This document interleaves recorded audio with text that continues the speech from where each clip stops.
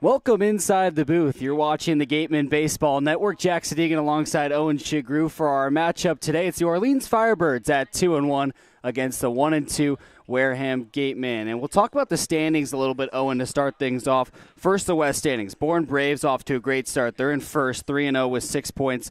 Then the Commodores behind them at 1-1 with 3 points, and 3 teams tied at 2 points. So it's pretty much an open division early in the season. Exactly, right? I mean, it's early. We were only a few games in, but, the Bourne Braves, that's a team we talked a lot about. There's a lot of talent there. And Orleans, too, that's another team that is just loaded with talent. But I think you're right, Jack. We've got to be careful as we're only a few games into this season. We look at the teams we have. We look at the performances we have. We make our assessments, but also there's a lot still to come this season. Yes, there is. And let's talk about this matchup a little bit. Orleans Firebirds, basically an all-star lineup. They are loaded 1 through 9. Right, they really are. And again, we talked in the pregame about Chase Young. He's a guy that just comes right off the page. I mean, he's one you're going to look out for as this game goes on. But again, it really isn't just him. There are so many guys with lots of RBIs already this season. It's going to be a tough test for the Gatemen, certainly in their pitching. Try to keep up with this Orleans offense, and for the Gatemen offense as well to keep up with probably what's going to be several runs. We'll step aside a moment for the national anthem and then come back on the Gatemen pregame show. First pitch just moments away.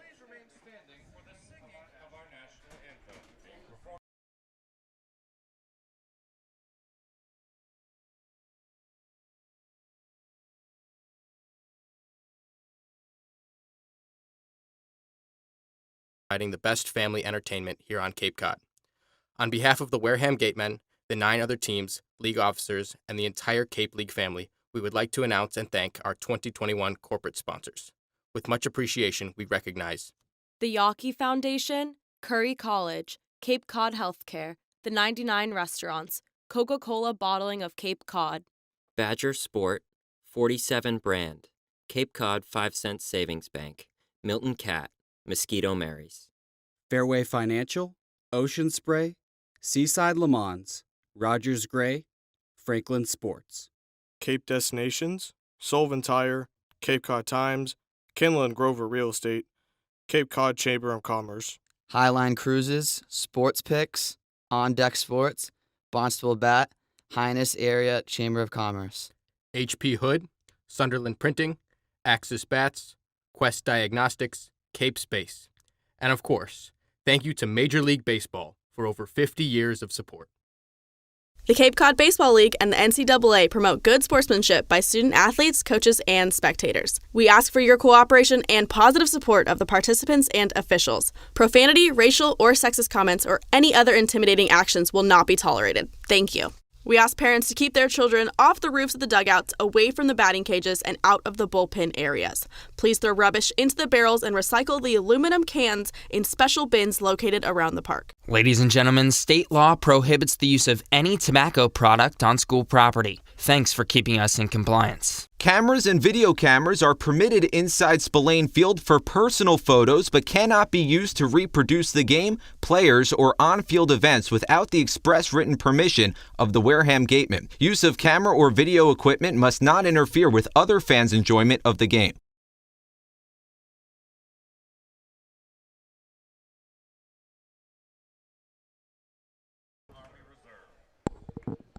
Welcome back to the Gatemen pregame show. Jack Sadighian, Owen Sughrue, breaking down the matchup between the Orleans Firebirds and the Wareham Gatemen. Just moments away from first pitch, Owen. Let's go through the starting lineup. So start with the Firebirds.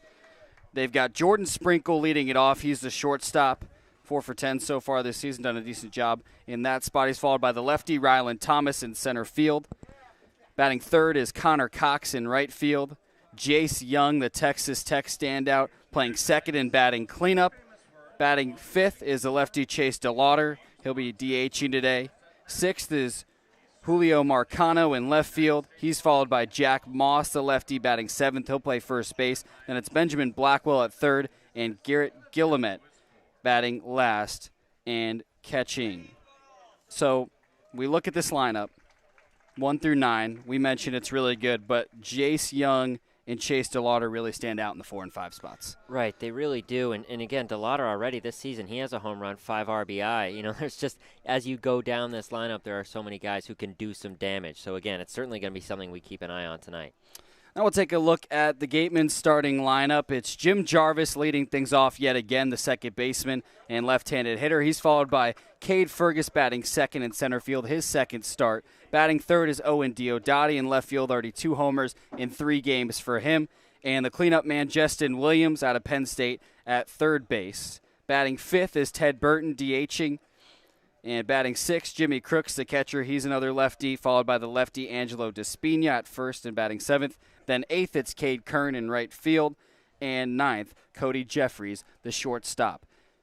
Kept the same lineup they had in the win against YD, so I think that they're just looking for that to keep going. The only real change was Fergus. Right, exactly. And you know, again, we saw a great night last night from Owen Diodati, who we talked about had a great night in that opener, you know, and him showing that power again. And also, as you go down that lineup, Cade Kern with a few RBIs last night, and a few guys late in that lineup as well, having some offensive production as of late. You know, so again, Gatemen adding to their depth as well.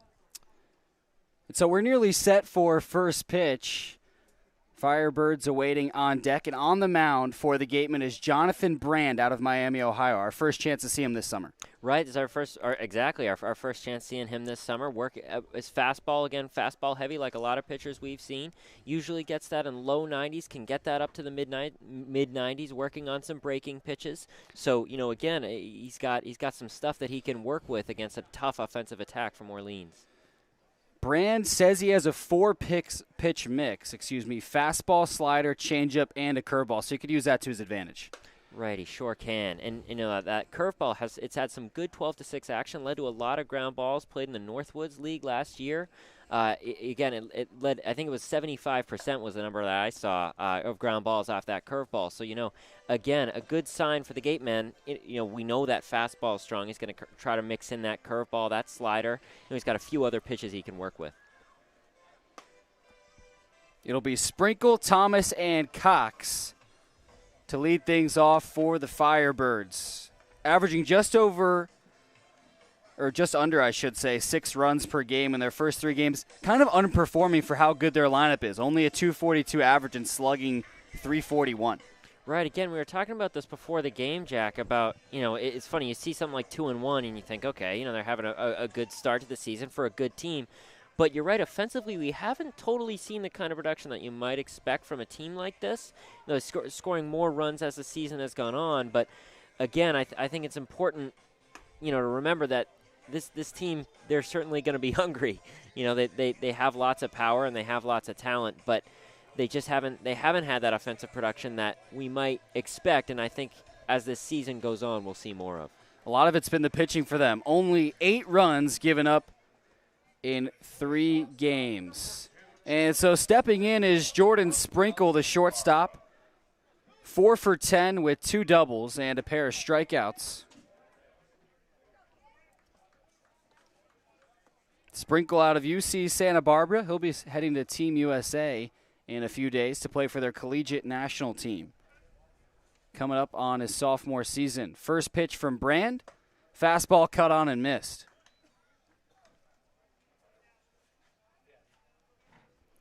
Sprinkle, a great leadoff hitter. He's lightning fast on the bases. Stole 26 bases for UC Santa Barbara this season. Here's the 0-1. Breaking ball swung on and missed. He's got some power, too. Also had 27 extra base hits this season. You know, just what you want for a leadoff guy. Has speed, can get on, and can also have some power. Big West co-freshman player of the year. 353 hitter, 7 homers, 32 RBIs. Certainly has that power in the leadoff spot. 0-2 from Brand. Fastball upstairs. A very deliberate delivery from Brand. He's going to kick his left leg up and hold it there for a second before the pitch sometimes. 1-2. Breaking ball swung on and missed. So a strikeout to start things off for Jonathan Brand. Yeah, good start from Brand. Mixed in, we saw a little bit of everything. We talked about some of his pitches just before this game had started. We saw some fastballs. We saw some curveballs and got him swinging on the curveball to put him away. And that'll bring up the lefty Ryland Thomas. So the righty Brand on the lefty Thomas, junior out of the University of Southern California. First pitch, swung on and missed. Started 47 games for the Trojans. 296 hitter. That was the second best average on the team. 2 homers, 25 RBIs. 0-1, just a bit outside. Thomas's bat got really hot near the end of the season, and it's been pretty good on the Cape League season. 2 for 5 with an RBI. He's also drawn 2 walks. 1-1, that nearly hit him. I don't know how Thomas got out of the way of that pitch. Almost looked like it went behind him from where we were. I think he just got out of the way, but first pitch we've seen from from Brand that's been anywhere not close. 2-1. Slider in for a strike. So 2 balls and 2 strikes to the center fielder, Ryland Thomas. Opening frame, scoreless game, 1 out, nobody on. 2-2, cut on and missed. 2 straight strikeouts for Brand. Just a great start from Brand. In addition, we talked about, Jack, his production, Thomas's production at the end of his season at USC, and one of the big bonuses for him is how difficult he was to strike out. So for Brand, a really good sign for him, getting one early on him. That'll bring up the right fielder, Connor Cox. First pitch to him. Breaking ball, lifted right field. Kern backs up, now charging forward a couple steps, and it's an easy grab. A 1-2-3 inning for Jonathan Brand out of Miami, Ohio, and we'll take it to the bottom of the first. Gatemen bats due up in a moment on the Gatemen Baseball Network. Cape Cod Coca-Cola thanks you for supporting the Cape Cod Baseball League and for refreshing yourself with ice-cold Coca-Cola products. Please remember to recycle your empty bottles, cans, and all other recyclable materials. It takes only 6 recycled plastic bottles to make a new baseball cap.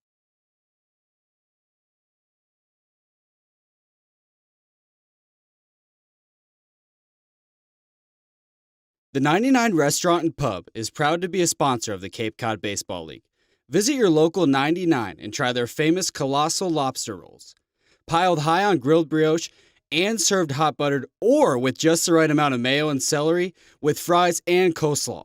The 99, always the real deal.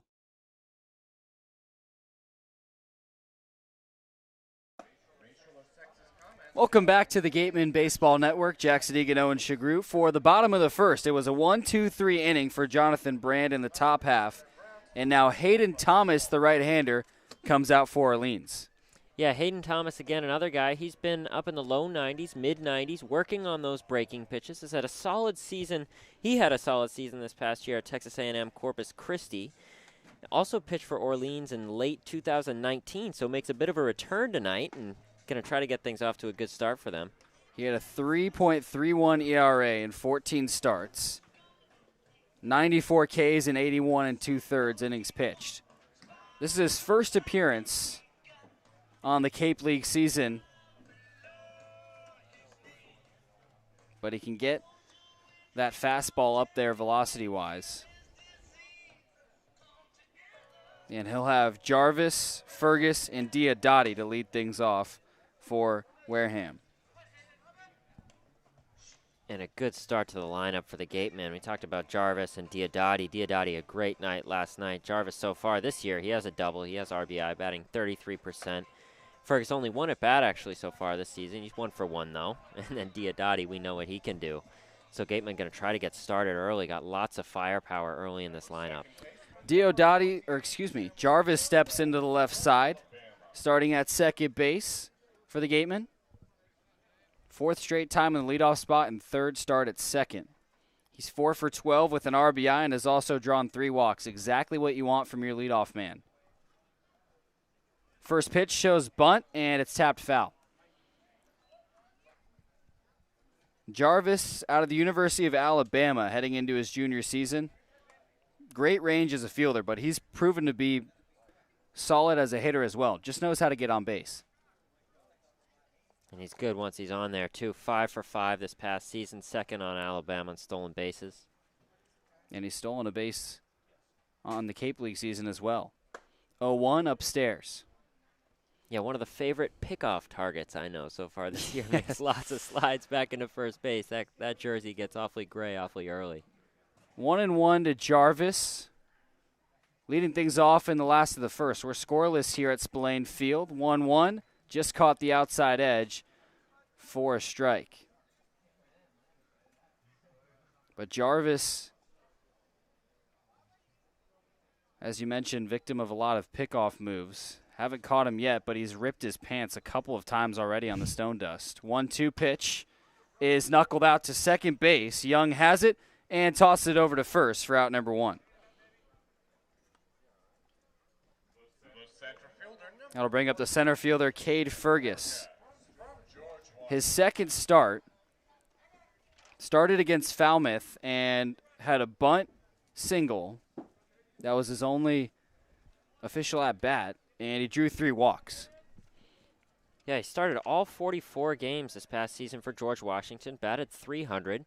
Solid season for them, just sort of getting started here in Wareham. First pitch to him, fastball for a strike. 3 years as a leadoff hitter and center fielder for George Washington. Speedy contact hitter. 1 out, nobody on, scoreless in the bottom of the first. 0-1, just missed.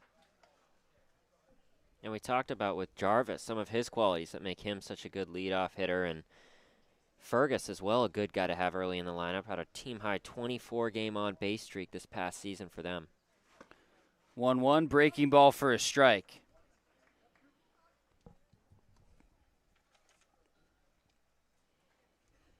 Partly cloudy day. Temperature should be in the mid-60s all game. Wind blowing out to center field. It varies between center and right field. 1-2, dropped. That might have been a strike, but instead it's a 2-2 count to Fergus. Thought the same thing. That looked to me like a good pitch. Fastball looked like pretty close to the middle of the zone, but one of those where a little bit of bias maybe creeps into the mind of the umpire. Yeah, when you drop that strike, it's hard to call it. 2-2 pitch. Curveball missed low. Fergus works the count full. Digs back into the right side. Thomas shaking off a few signs. Payoff pitch. Hammered to right center field. That ball is back, and it's out of here. Cade Fergus.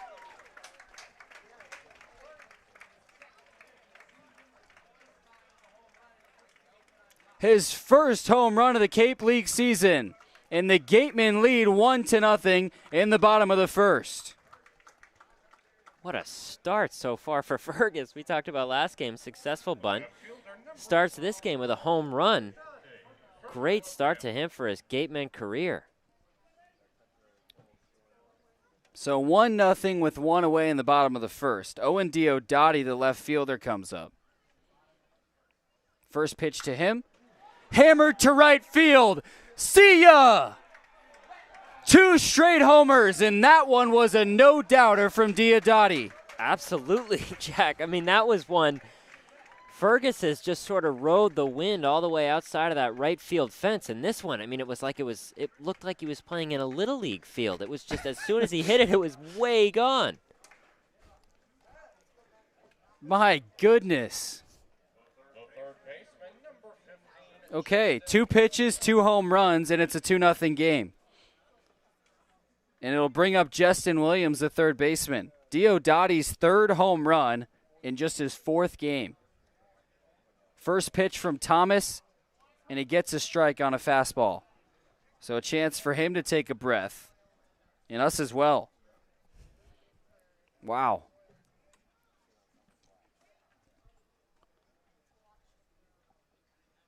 Oh, 1, another fastball for a strike. Williams 3 for 12. Had a 2 RBI double against Falmouth.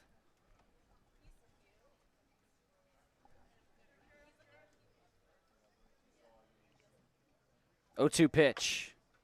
Chopped past the mound. Charging is the shortstop. Sprinkle throw to first is late. Gets away to the Wareham dugout, but Williams will hold at first. I believe that will be scored a base hit. So it's a 2-0 game for Wareham. Williams is on first with one away. Still just in the bottom of the first. It was a 4-3 ground out for Jarvis, a home run for Fergus to right. Diodati the next pitch, homers to right, and now Williams is aboard. Right. Just a great start for the game, and kind of an awkward play the last play. Thomas tried to jump up and grab that ball, just not able to, and then the shortstop Sprinkle made a good play to get a throw over to first, but Moss just not able to hang on to it. That'll bring up Michigan's Ted Burton, DHing today. First pitch, swung on and missed. And this is a guy I've been really excited to see so far this season. We talked a little bit about he's had some injury problems, but such a great season for Michigan. I'm really excited to see how he progresses this year. First team All Big Ten. He's 1 for 4 with a strikeout on the Cape League season. 0-1 breaking ball in for a strike. But we just haven't seen a lot of action from Burton so far. .342 average, that was good for 5th in the Big Ten this season. And .667 slugging, that was 2nd in the Big Ten. 0-2 in the dirt. Right, and he's only played DH so far for the Gatemen, plays often in the infield for the Wolverines. You know, I'm curious. I wonder if we'll see him as the season goes on. Maybe it's an injury thing, if he'll start to take some starts in the infield. 1-2. Curveball just missed inside. Thomas not thrilled that he didn't get strike 3.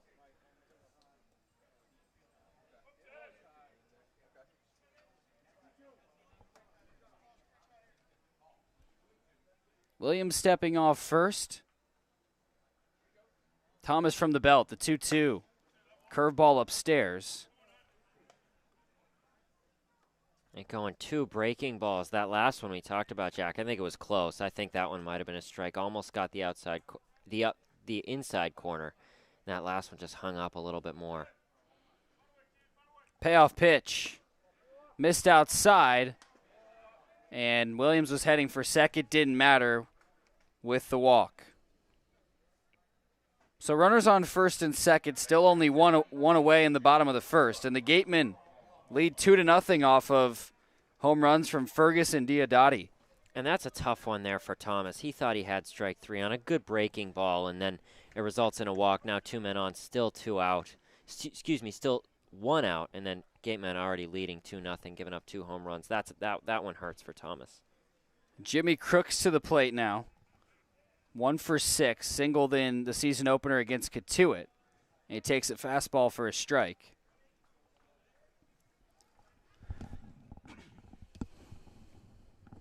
Crooks out of Oklahoma. Very solid behind the plate. 0-1 outside. Yeah, Crooks, we've seen some experimenting. We've seen Samillo before. I think we've only seen him in 1 game so far. Crooks back tonight. I think defensively he's really had a good start to this season so far. Again, threw out 2 guys trying to steal opening night. 1-1. Chopped off the plate, foul.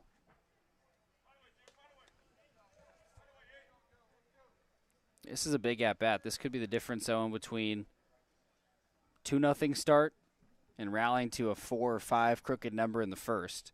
Runners on first and second, 1 away. Crooks has a 1-2 count. Thomas leans in. A glance over to second. And now a step off.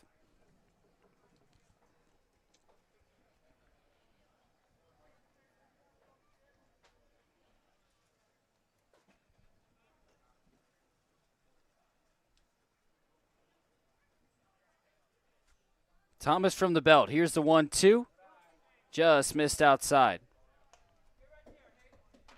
And before Oklahoma, Crooks, another one of those guys, he spent 1 year at McLennan College. Played 23 games, the COVID-shortened season for them. Had an excellent season, batted .319, then transferred over, like a lot of guys we've seen, transferred over to a Power 5 school, went to Oklahoma. 2-2. Drilled to left center field, and that won't get down. Was charged on by the center fielder. Thomas Williams is way off the second base bag. He's doubled up there, and that'll end the inning. Gatemen get 2 off of Fergus and Diodati. Shots to right field, but a base running miscue ends the inning. Top of the second after this on the Gatemen Baseball Network. Badger Sport is a leading provider of superior quality team uniforms and performance athletic wear, including performance t-shirts, fleeces, shorts, and pants. From the fields to the stands and at every practice along the way, Founders Sport Group makes authentic, quality apparel accessible at the speed of the sport. Visit foundersport.com today. Baseball Factory is a company specializing in player development and college placement of high school baseball players. We care about guiding players to a college that is the perfect fit. Give us a call at 877-752-6025 to get started today. For a nostalgic Cape Cod vacation experience, head to Bay Motor Inn, where guests are treated like family. Located in the heart of Buzzards Bay Village, this 1950s-style cottage colony still provides you with up-to-date amenities. The Gatemen thank the Bay Motor Inn for their support.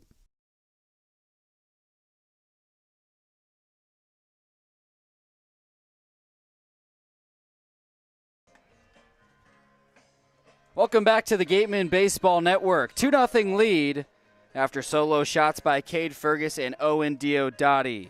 Jack Sadighian alongside Owen Sughrue. And Jonathan Brand will try and match his excellent first inning. 2 strikeouts and then a lazy fly ball to right field. Yeah, we've sort of gotten used to 1, 2, 3 innings here from the Gatemen pitching staff. We had a bunch on Wednesday before the day off yesterday. And just sort of picking right up where we left off with a great 1, 2, 3 to start for Brand. 2 strikeouts. Excellent start for him. First appearance we've seen for him so far this year. He'll face his toughest hitter so far, Jace Young, the second baseman.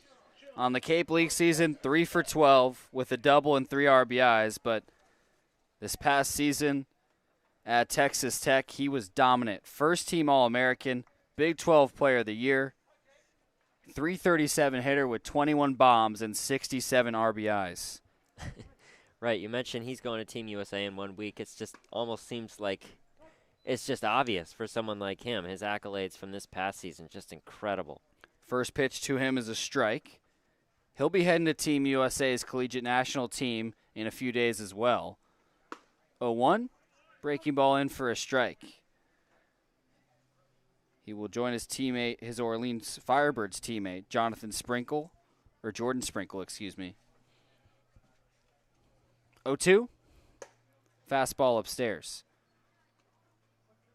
And a couple Gatemen heading to Team USA as well. Devereaux Harrison expected to go, Paul Skeens as well.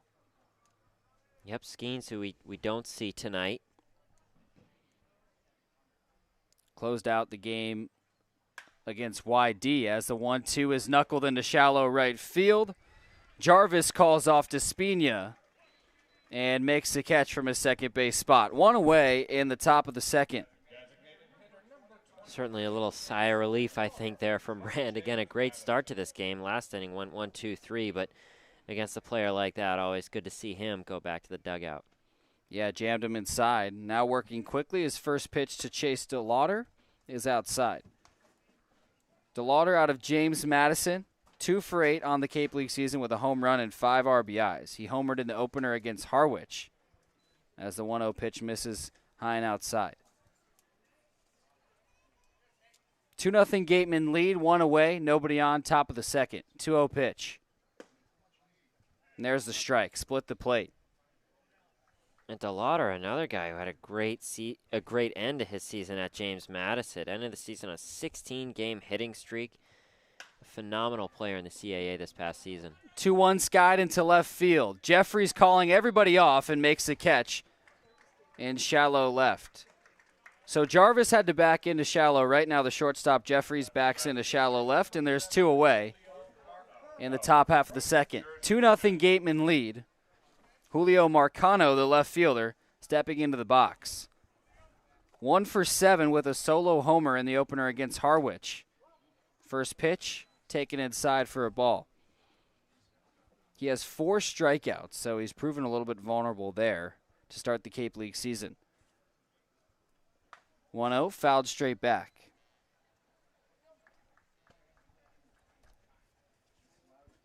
Marcano, a senior out of New Jersey Institute of Technology. They actually had made it to their first ever regional this season,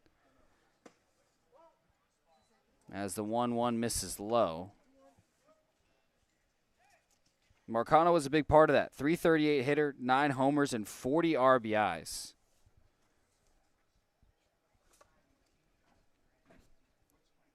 Two-one. Swung on, lifted, foul, and that'll get out of play over the left side. You can keep that foul ball, courtesy of attorney Glenn Hannington and his daughter Tevis. 2 balls and 2 strikes to Julio Marcano.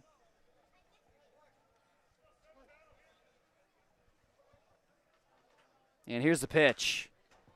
Lined, left field, Diodati charging in, and he makes the catch. Diodati sent to the ground after that, but he's able to concentrate and make the grab. Another 1-2-3 inning for Jonathan Brand, and it stays 2-0 Gatemen, bottom of the second after this.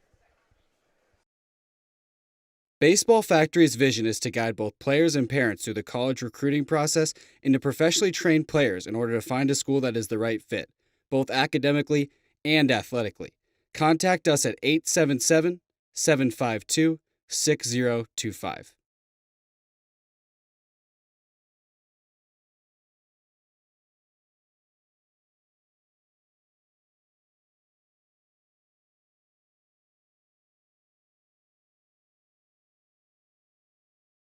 Come on over to BB's Bar and Grill for food, drinks, and fun. Located on Cranberry Highway, come in to sample the delicious eats or relax with a drink while enjoying live entertainment. BB's is one of our team meal partners. With professional coaches that provide personalized world-class baseball training, Baseball Factory helps every player take his game to the next level. Get a pro evaluation by calling 877-752-6025. One of the area's best restaurants is located right up the street, Brewfish Bar and Eatery. Brewfish offers 20 rotating craft beers on tap and creative pub food. Check out their off-the-menu brunch with a Bloody Mary bar and $5 mimosas on Sundays. Join us for outdoor dining and drinks under the tent or for live music. Located on Route 105 in Marion.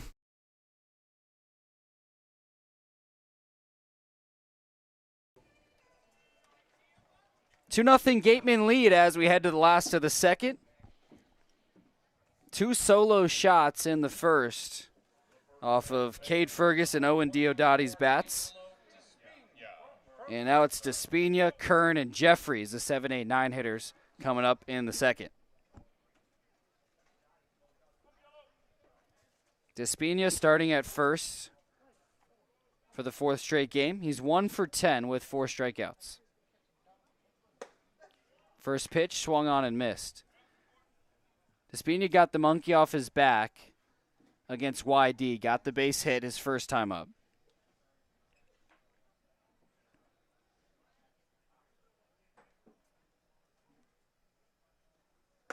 Oh, 1 swung on and missed. Blew the fastball by Despina. Yeah, Despina so far this year with 4 strikeouts, down 0-2. 2 good swings, just 2 misses. Some for him to keep an eye on.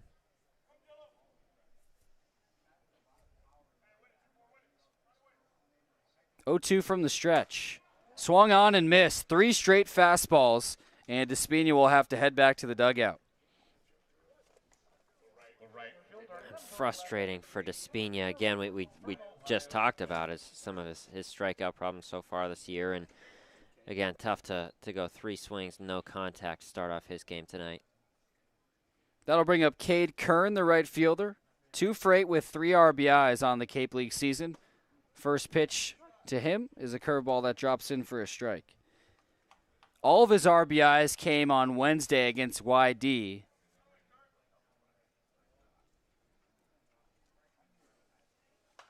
Oh, 1 fouled back. But we were waiting for the Ohio State standout to get going. Second team All Big Ten player. And the game Wednesday might have been his starter, if you will, or his igniter. 2-0 Gatemen lead, 1 away, nobody on in the bottom of the second. Here's the 0-2 to Kern. Ripped to left field. And Marcano moves a couple steps over and makes the catch. So solid contact for Kern, but no dice.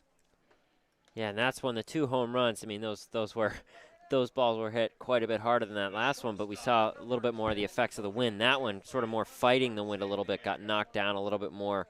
Marcano able to make a pretty good play on that one, charge in a little bit. Yeah, the wind is blowing solidly into right field now as the 9-hitter Cody Jeffries comes up. 2 away, nobody on. 2-0 Gatemen lead in the bottom of the second. First pitch to Jeffries, fastball misses low. Jeffries is 3 for 10 with 2 walks. Playing shortstop today, his usual spot when he's at San Diego.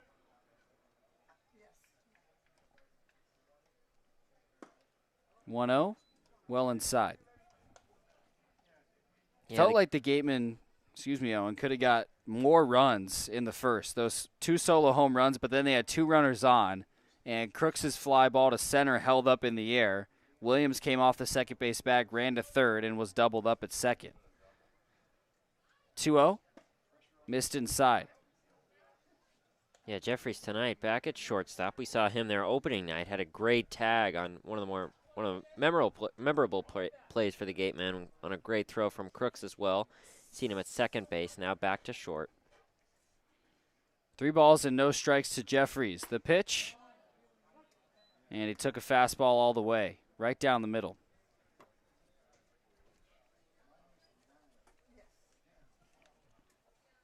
Lights are on at Spillane Field.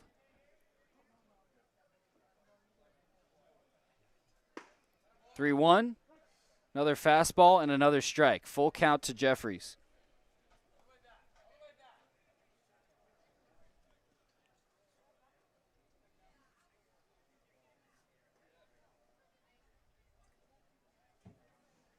Thomas working from the stretch. Payoff pitch, fouled back. And a good at bat from Jeffries. Jeffries, one of those guys we talked about who's had a pretty solid offensive start so far for the Gatemen. You know, in this 9 spot, able to give the Gatemen some good chances as they lead off again. And I mentioned it to Nick on our last home broadcast. He sparked a couple rallies from that 9 spot. Second payoff pitch, fouled back again. He's used to being the leadoff man at San Diego, so it's a bit new for him in the 9 spot. But he's been tremendous with it. And he treats it like a leadoff spot. Tries to get on base, tries to get things going. This time up, 2 outs and nobody on. Here's the 3rd straight payoff. Fouled back again.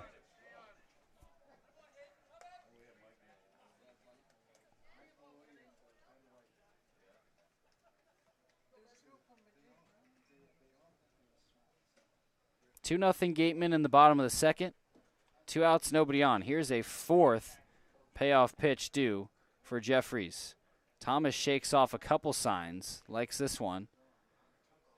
And here's the pitch. Fouled back for a 4th straight time, Owen. Yeah, an excellent at bat here from Jeffries. Early in this game, his first appearance tonight with 4 straight fouls. Almost the same thing, all going over that left shoulder. Able to stay alive here with 2 out. Like we talked about, try to get something started for a 2-out rally for the Gatemen. Here's the 10th pitch of the at-bat. Fastball upstairs, and Jeffries draws a walk. He fouls back 4 straight payoff pitches and is aboard on first with 2 outs. And just what you were mentioning, Jack, about his sort of lead-off hitting mentality, and here he is, draws a walk, able to get on base for Jarvis. And so here's the actual leadoff man, Jim Jarvis. Grounded out to second his first time up.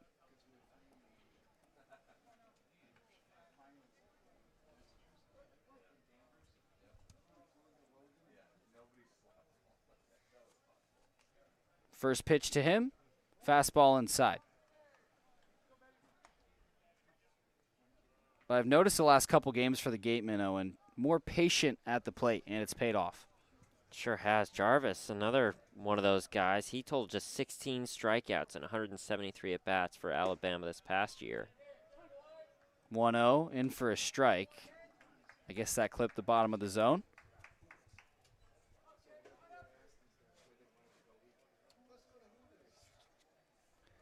Huge gap on the right side with Moss holding on the first base bag and Young shaded a little left from the normal second base spot as the 1-1 misses inside.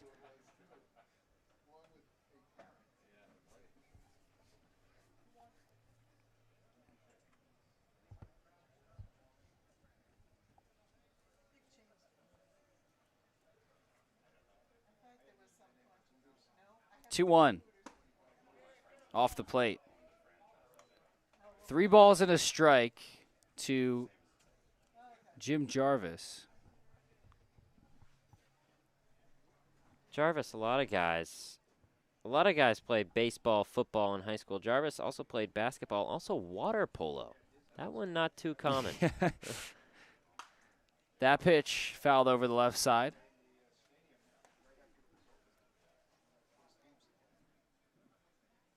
This at-bat starting to remind me a little bit of the past at-bat with Jeffries.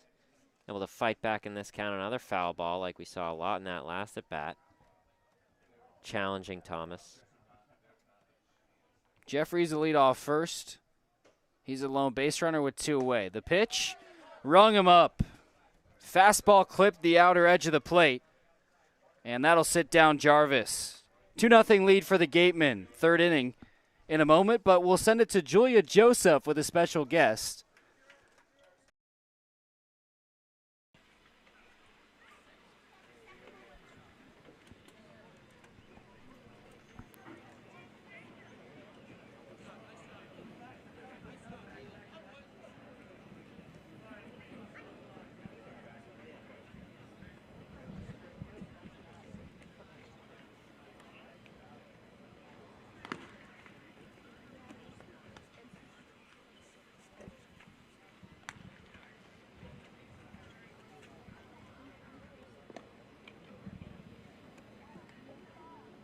Tonight at the ballpark is Red Shirt Friday, where we honor those who have served this great nation.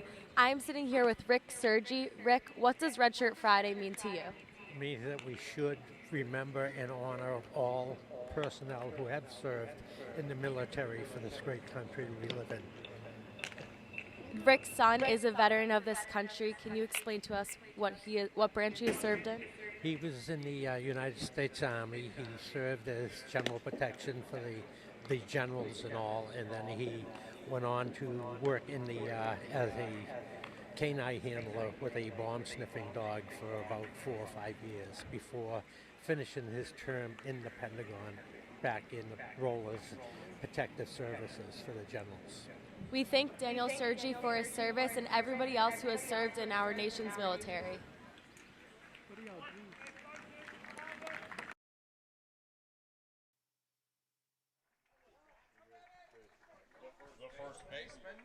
Welcome back to Spillane Field here on the Gatemen Baseball Network as we enter the top half of the 3rd inning. Owen Sughrue alongside Jack Sadighian. Tonight here at Spillane, the Gatemen leading 2-0. Jonathan Brand on the mound for the Gatemen after 2 1-2-3 innings in the 1st and 2nd. And the count now at 2-0 for Jack Moss. And that's the line of the first baseman, Despina, who will take it himself. So 1 away quickly for the Gatemen. And that's going to bring up Benjamin Blackwell out of Dayton for the Firebirds. Yeah, nice pitch by Brand. Went inside, so he caused the lefty Moss to roll over. And an easy play for Despina. 7 batters, 7 outs for Jonathan Brand. Great start for the pitcher out of Miami, Ohio. And the first pitch at this at-bat misses quite high. Breaking ball that just didn't get back into the zone. So Blackwell, an All-Atlantic first team this past season.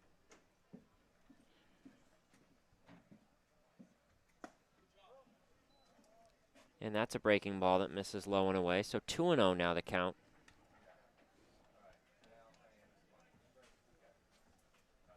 Brand, again, like you mentioned, Jack, pretty smooth sailing so far. Hasn't even faced much of a test. We saw a good diving catch to end the pass inning from Diodati. As that's another strike to bring the count to 2-1, a fastball. Swung on and missed.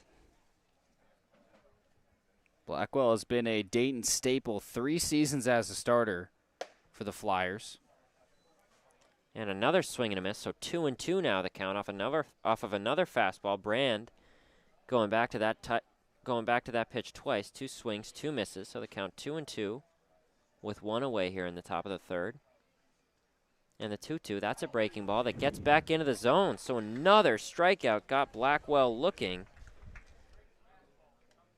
And with potential for the third 1-2-3 inning of the night in 3 innings, that's going to bring up Garrett Guillemette, the catcher out of USC. What a sequence from Brand. Fastball comes back with a big curveball to get the strikeout.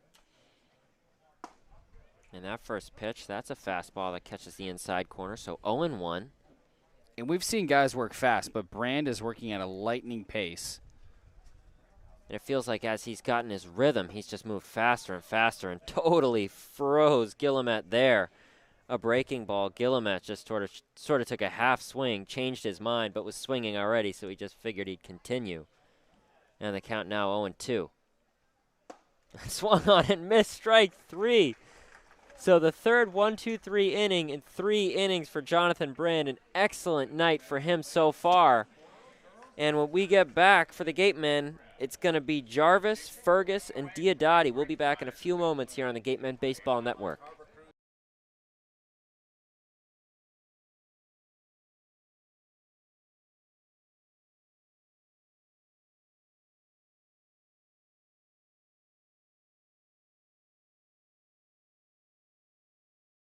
With professional coaches that provide personalized world-class... Imagine waking up to a seaside breeze, a fishing fleet leaving for work, and a crimson sun rising over seals relaxing on the sandbars. This is the experience of Chatham Bars Inn, Cape Cod's premier resort and spa. To learn more about Cape Cod's finest luxury hotel, resort, and spa, visit chathambarsinn.com.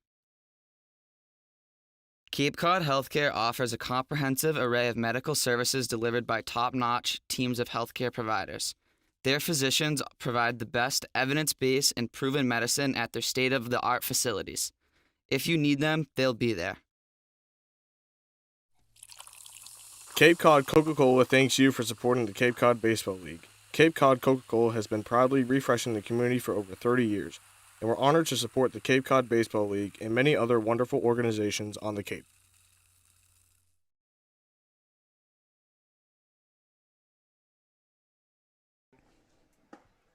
Welcome back to Spillane Field as we enter the bottom of the third inning. Here with the Wareham Gatemen taking on the Orleans Firebirds. Gatemen leading 2-0. It's been quite a performance so far from Jonathan Brand. 3 1-2-3 innings. Gatemen with 2 home runs in the bottom of the first, coming from Fergus and Diodati, able to put the Gatemen up 2-0. Gatemen going to try to add to their lead here in the bottom of the third as Fergus leads things off for the Gatemen, the center fielder. Well, we remember what him and Diodati did back in the first. They took 2 pitches and hammered them to right field. And that's the difference in the game right now. And the first pitch coming. That's a fastball that misses in the dirt. And the wind's blowing out to right field as well. So if Fergus can get a hold of another one, could be in for 2 homers and 2 at-bats. The 1-0 from Thomas. That's a breaking ball. It just stays upstairs.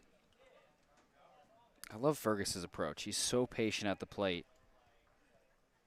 He's waiting for that fastball on the outer half. It's the pitch he got in the first inning. And he takes that one inside. 3-0 the count. And that pitch, that home run in that first inning was one he obviously made solid contact, but just the wind able to just carry it all the way out, and he just got just enough of it, put them up 1-0 at that point. And then, of course, Diodati right after as he takes a strike. It's a fastball in there, so 3-1 the count.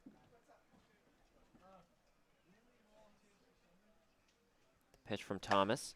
That's hit to right field again. Going back is Connor Cox toward the fence. He's able to make the catch this time. A very similar hit to what we saw last time. This one just about 6 feet shorter, so Cox able to make the catch, but still very solid contact from Ferguson. It was just like you said, Jack, got that fastball, got the one he liked. He gave that a ride out to right field. That backed Cox all the way up to the wall where he was able to make the catch. That is the first time Fergus has come up to the plate and not reached. Right. Great start for him so far this season. So that's going to bring up Diodati, the lefty out of Alabama. And a check swing from him results in strike one. Diodati again, who homered in the first inning, adding his 8th RBI this season, 3rd home run.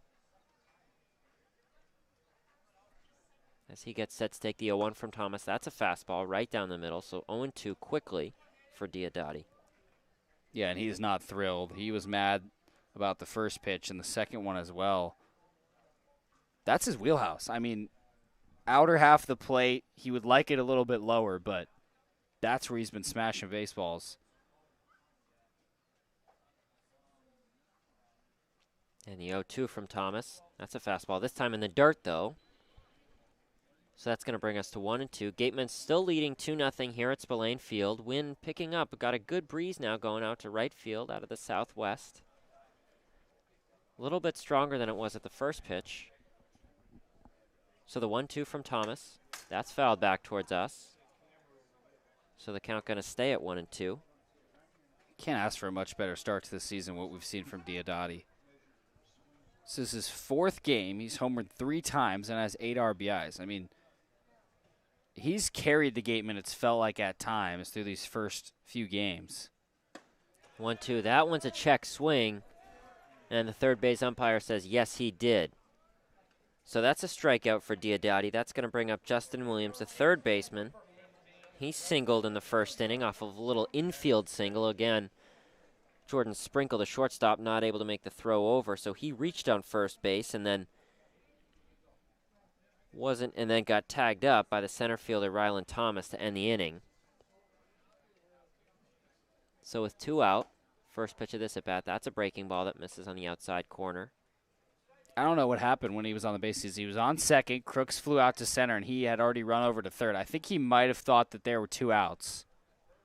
Or he thought it would get down for sure. That's the only things it could be, really. Yeah, good play from Thomas. It did look like it might drop, but Thomas able to charge in, make the play, and a pretty easy throw for him over to second. So the count now at 1-1. With 2 away, no men on for the Gatemen. Thomas delivers, and that's swung on and missed, so 1-2. Pretty curveball that dropped, 12-6. Williams was way over top of it. And Thomas taking no time, the 1-2. That's a fastball. That misses high. And Williams also with 2 RBI this season. We've seen, again, it's from everybody. We've seen a little bit of everything offensively for the Gatemen. Lots of guys having some clutch moments early in this season. And the 2-2, that gets Williams looking. So a 1-2-3 inning here for Orleans off of a good pitching inning from Thomas. And when we come back, it's going to be Sprinkle, Thomas, and Cox. The top of the order back again for Orleans. And we'll be back in a few moments here on the Gatemen Baseball Network. Cape Cod Coca-Cola thanks you for supporting the Cape Cod Baseball League. Cape Cod Coca-Cola has been proudly refreshing the community for over 30 years, and we're honored to support the Cape Cod Baseball League and many other wonderful organizations on the Cape.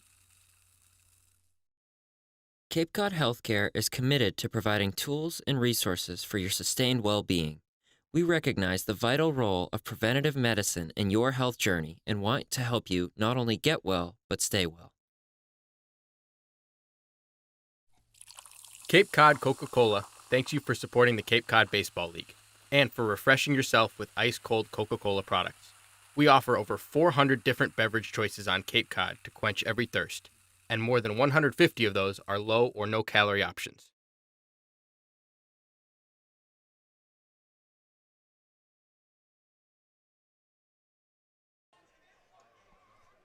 Welcome back to the Gatemen Baseball Network here at Spillane Field as we enter the top of the 4th inning. Jonathan Brand still on the mound for the Gatemen, trying to go through the Orleans Firebirds order for the second time. Sprinkle, Thomas, Cox leading off for Orleans. They went 1-2-3 in the first inning, but you can't really blame them too much. So did everybody else. Yeah, 9 batters, 9 outs for Brand. This will be the test, though, the second time through the order. And he gets things started with a breaking ball. That catches the inside corner. Looked a little bit inside, but just catches it. That was generous, but Brand will take it. Hasn't needed much help so far. And the 0-1, that's another breaking ball. That one, a more obvious strike from our view, so that's an 0-2.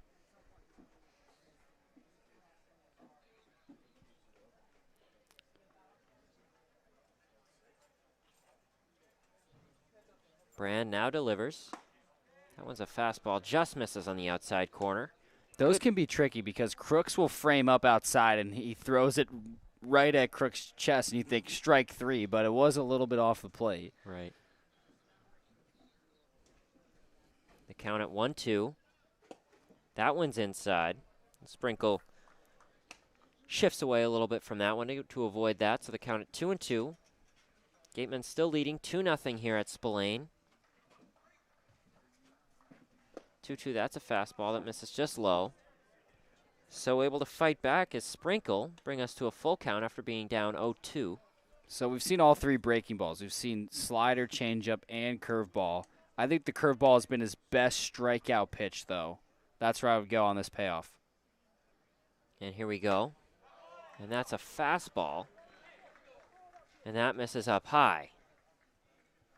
So the first visitor to first base for Orleans so far this game as Sprinkle reaches on a walk. That was a great at-bat. Battled back after being behind 0-2. Just was smart. Didn't throw him strikes, so he took all the pitches, and he's aboard. So Thomas, he struck out swinging in his first at-bat. He takes ball 1 with no men out and Sprinkle on first after a good walk from him.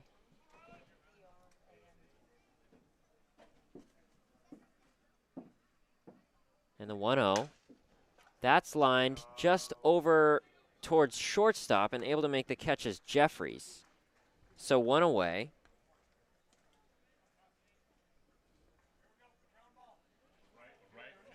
And that was a broken bat as well. Just didn't barrel it up. It hit the inside of the bat. Nice job by Brand. And a big first out in the 4th because give up the leadoff walk. You've got your first base runner. Can be slightly unnerving, but handled it well. Sure did as he takes a look over to Sprinkle. And Sprinkle dives back. So 1 out. Connor Cox batting out of Long Beach State for Orleans. And runner goes, and the throw from Crooks is not quite in time. A good throw and a good scoop from Jeffries, so able to take second base as Sprinkle.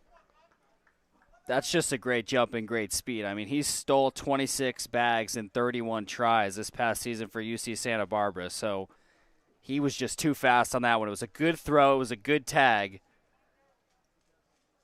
But Sprinkle does a nice job. No complaints there from the Gatemen. So the 1-0, that's foul down the right field line. So that's going to bring the count to 1-1.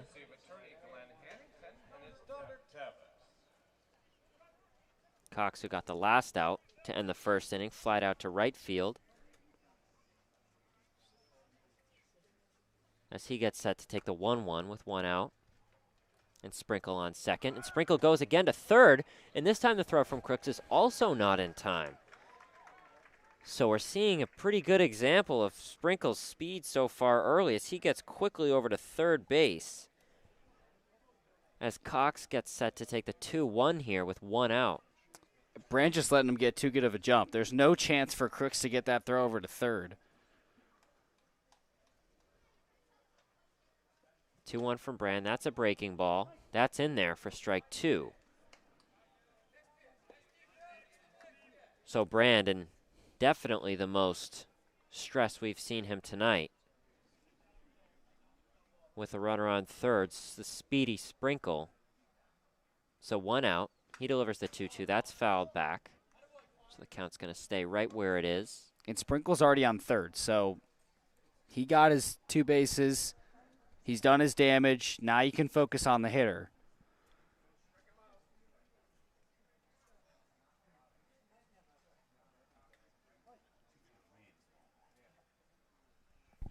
Brand gets the sign he likes from Crooks. He delivers. That's a breaking ball, and Jeffries charges, and he's going to make the throw over to first, and that's a good play from Despina. Sprinkle is able to score. So the Firebirds add one. Many thanks to the 2 stolen bases of Sprinkle. So they get on the board here in the top of the 4th. That's just Sprinkle's speed. I mean, speed kills. He takes 2 bases, and then he's able to score on a ground out. That's really tough for the Gatemen. So 2 out, 1 run scored. Gatemen leading 2-1 as Jace Young, the second baseman, superstar out of Texas Tech, takes strike 1.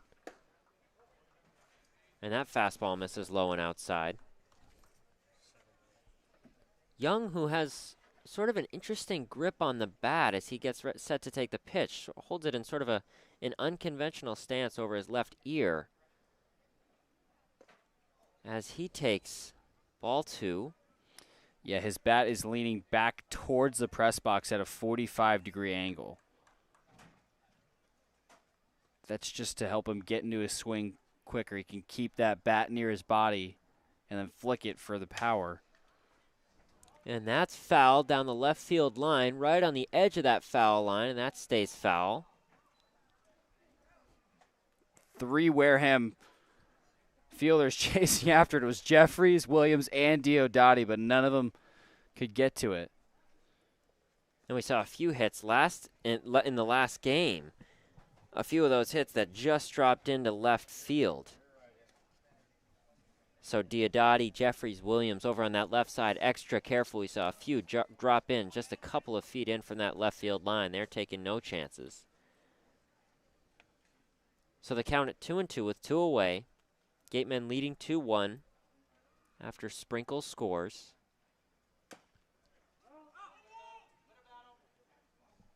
As Young hits a foul ball right back off the ground into his chest. So the count going to stay at 2-2. Brand trying to get out of this inning with minimal damage, keeping the Gatemen on top. As he delivers, and that misses inside. So that's going to bring us to a full count. I love the idea. Go fastball inside, but just a little too far in. Good eye from Young. Tough to decide what to throw here. And the payoff pitch. That's hit into center field. That's hit well. Fergus backing up. He's able to make the catch. So that's going to retire the side. Orleans able to score 1, so Gatemen leading 2-1 here as we enter the bottom of the 4th here at Spillane Field. Gatemen leading 2-1. We'll be back in a few moments here on the Gatemen Baseball Network. Clobbered high and deep to right center field, and this one is gone. A home run. That home run's brought to you by Eastern Propane and Oil. Another scholarship for a deserving youth. Eastern Propane and Oil, we're in your neighborhood. Curry College is where you go to become anything you want. Curry prepares students to engage in successful careers with learning beyond the classroom. Explore undergraduate programs, including new majors in sport and recreational management, graphic design, marketing, and computer science online at www.currycollege.edu. Whether you are recently retired or still working, Fairway Financial can help you create clearly defined retirement income strategies to help protect your wealth, create guaranteed income for life, and provide a legacy for your family. We are committed to earning your trust by thoroughly understanding your goals and dreams.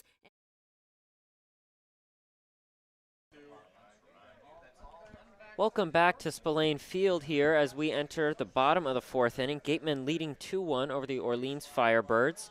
A couple of scores from around the Cape League. Harwich currently up 3-1 over Bourne. Katuitt up 16-2 over YD. Where'd that come from? Brewster up 5-2 over Chatham. Falmouth tied at 2 with Hyannis. And over in the College World Series, Vanderbilt beat NC State 3-1. As Ted Burton here is going to lead things off for the Gatemen, the designated hitter, again out of Michigan. He walked in the first inning. As he takes a breaking ball for strike 1.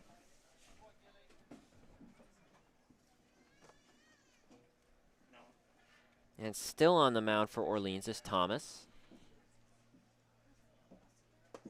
Thomas delivers a breaking ball that Burton had to duck out of the way a little bit, so that's going to even us at 1. That was a big result for Vandy, though. Now it's an elimination game for both teams. Winner into the final series.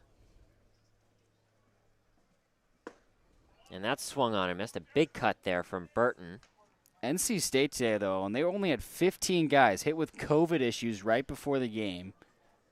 15 guys in the dugout, or on the roster, I should say, for that game against Vandy. And that's another big swing and another big miss for Burton. So he strikes out to start off this inning. That's going to bring up Crooks, who flied out to end the first inning after Thomas was able to make the throw over to second to get Williams. 3 straight Ks going back to last inning for Thomas. And that's hit into center, or not into center field, able to make the play is Sprinkle. And a beautiful throw over to Jack Moss. Ball looked like it was sure to get through, and at the last second, Sprinkle made a diving play and a great throw over to Jack Moss. So 2 away now. Well hit ball from Crooks. Wow. Surely a ground ball that's going to get through to center. Not on Sprinkle's watch. Diving, jumps up quickly, makes the throw just in time to beat out Crooks. That was phenomenal from the shortstop, Jordan Sprinkle. So that's going to bring up Despina, who struck out in the second inning. And he takes a fastball in there for a strike.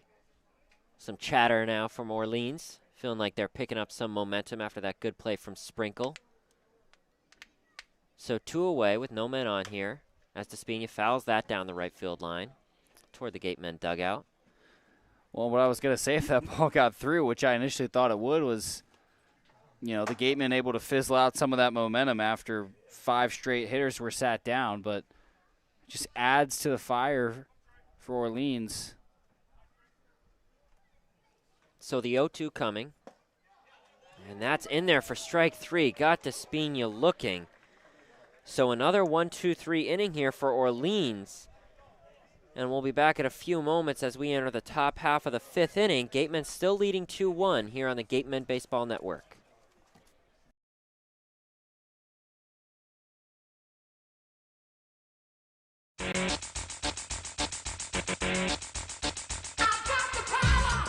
Feel the power of a GMC. Test drive one today at Robertson's GMC, down on Cranberry Highway.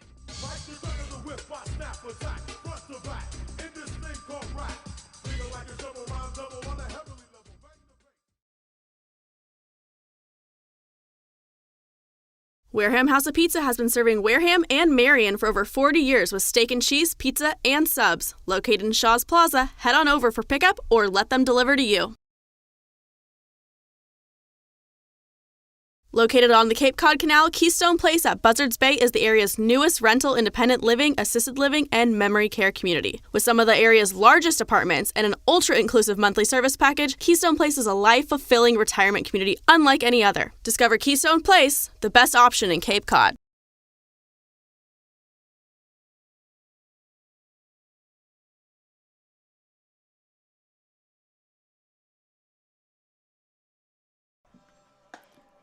Welcome back to the Gatemen Baseball Network. 2-1 lead for Wareham as we head to the top of the 5th. Jack Sadighian alongside Owen Sughrue. And a new pitcher on the mound after Jonathan Brand. Excellent through 4 innings. Only gives up 1 run, no hits. Run came off a walk, 2 stolen bags, and then a ground out. He also had 4 strikeouts. But ushers in Matt Swanson, the senior out of Lehigh. Big right-hander at 6'5". Yeah, Swanson, a big guy, likes his fastball. Had a good season this past year with Lehigh. Had a 2.30 ERA, pitched 70 1/3. Held his opponents to a batting average of just .222. Best performance of this past season, probably against Army West Point. Went 8 innings with no earned runs. Actually, in his last appearance of the season, that pretty recently, actually, May 27th, just about a month ago.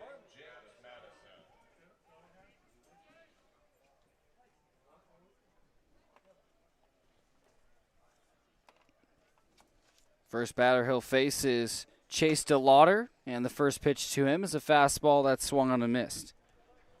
DeLauder popped out to the shortstop Jeffries in the shallow left field his first time up. 0-1. Another fastball and another strike. Caught the low inside corner. And a different look now for all these batters. Brand at 5'9" at the pitching mound, making guys like me feel good. There's hope for us to get out there. 0-2 in the dirt. Also a different arm slot as well. He's coming in with that 3/4 arm slot. So a totally different look for these Orleans hitters. 1-2 pitch. Fastball outside. And we're seeing early he likes that heater too. It's been a lot of fastballs, and it makes sense. He's got some good velocity so far. Yeah, has a nice slider as well. 2-2. Fastball rung him up. Beautiful pitch there from Swanson. DeLauder thought it might be inside, but Crooks able to just right where he wanted it. Just caught the inside corner. Beautiful pitch from him. Get his first strikeout here to settle in. One away with nobody on. First pitch to Julio Marcano is outside. That was a look at the slider. 2-1 Gatemen lead in the top of the fifth. And nobody on for the left fielder Marcano, who lined out to Diodati, made a diving catch his last time up. 1-0, breaking ball in for a strike.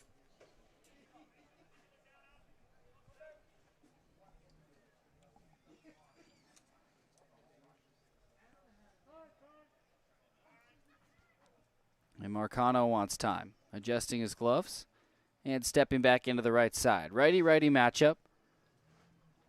Swanson set at the belt. Here's a 1-1.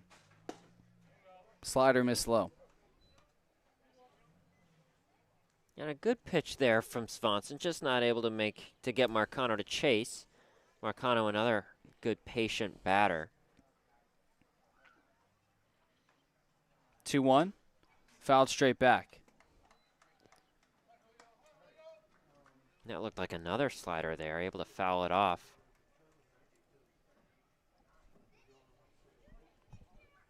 Gatemen got both their runs in the first off solo shots from Cade Ferguson, Owen Diodati. As the 2-2 is just low. And then a run came across for Orleans in the fourth. Sprinkle walked, stole 2 bags, and then was able to score on a 6-3 ground out. Payoff pitch for Marcano. Swung on and missed. 2 straight strikeouts for Swanson. And like we talked about with Brand earlier, got 2 guys to strike out swinging to start his night. Swanson does the same thing. 2 fastballs. Good start for him. Jack Moss steps in. Second lefty Swanson's faced. First pitch to him. Breaking ball just outside.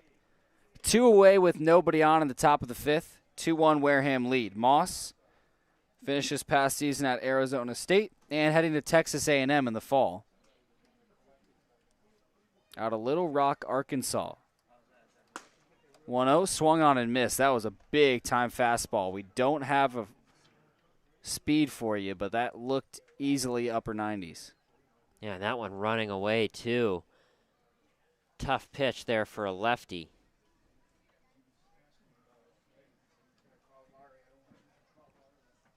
One, another fastball, and another strike. And another pretty easy delivery here from Swanson. Looks pretty effortless for him, whether it's his size or just his delivery. But he's able to get some pretty good speed without it looking like it's going to be, without much effort from him. He's got some good speed on his pitches so far. 1-2 pitch. Fouled over the left side. Lined into the windows of the middle school. Those are now bulletproof windows. One too many's been broken by foul balls over the years. Maybe some trial and error going on there with the window purchases. Seems like hopefully they figured everything out. Second 1-2. Fouled off again over the left side.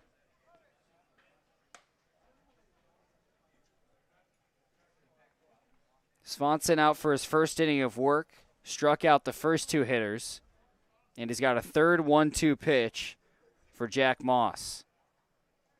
Here it is. He struck him out. Swanson strikes out the side, and the Gatemen take a 2-1 lead into the bottom of the 5th. You're listening to the Gatemen Baseball Network.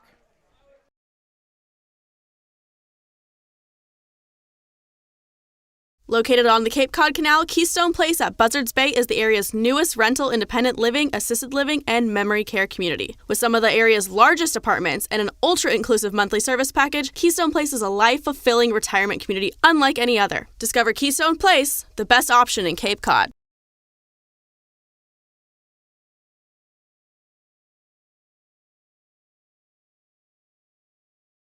One of the Gatemen's favorite places for their post-game meals is Cool Cone, where you can get anything from fried clams and fried chicken to an ice cream sundae, and then top it all off with a round of mini golf. Cool Cone, located on Route 6 on the Wareham-Marion line. The law firm of Lang, Exafaris, and Bullard, providing families and businesses in the greater New Bedford community with legal services for 40 years. We look forward to serving you.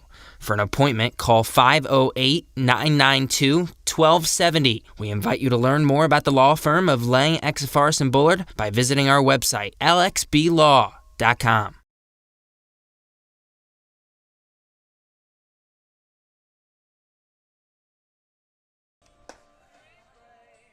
Welcome back to the Gatemen Baseball Network. Jack Sadighian, Owen Sughrue, where the Gatemen carry a 2-1 lead into the bottom of the 5th. We have our first pitching change for the Firebirds. Hayden Thomas's day is done. He goes 4 innings, gives up 2 earned off of 3 hits and 2 walks. He struck out 5, and it ushers in the right-hander, Jack Philby, out of UCLA. Yeah, pretty solid performance from Thomas. And Philby, 6 feet 195, the junior at UCLA, hasn't pitched so far this season. This is his first appearance for Orleans. This past year had a 5.64 ERA in 59 innings, had 67 Ks, 35 walks. Hasn't pitched since May 21st, so he's going to try to settle in quickly here at Spillane Field.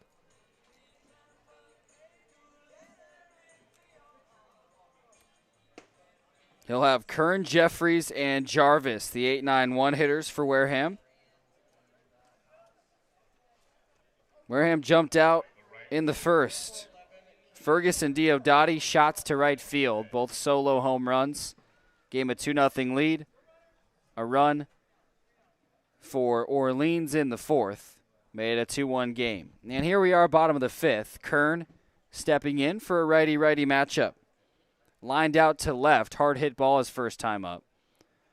First pitch, chopped, just fouled on the third baseline.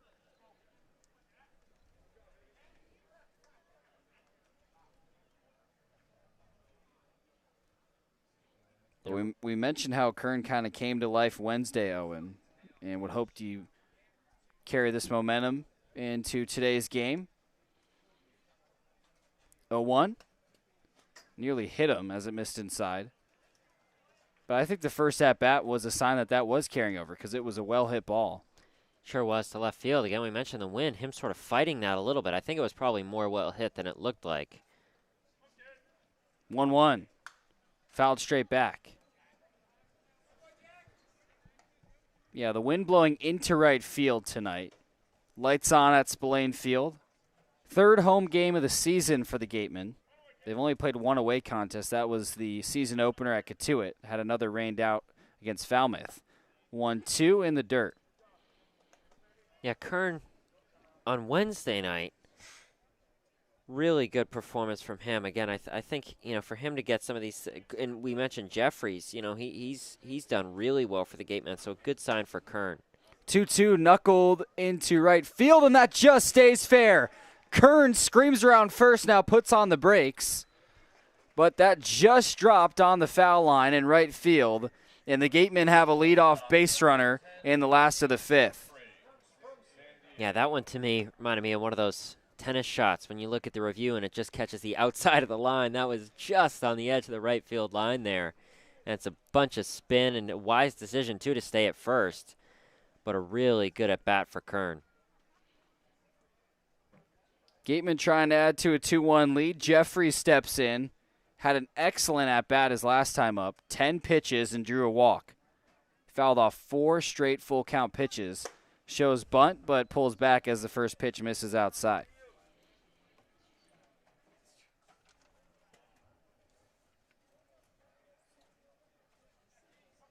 Leadoff base runner, something the Gatemen didn't take advantage of in their first few games. Absolutely did against YD as they knocked off a 2-0-1 team for their first win of the season. 1-0 to Jeffries. Fastball right down the middle.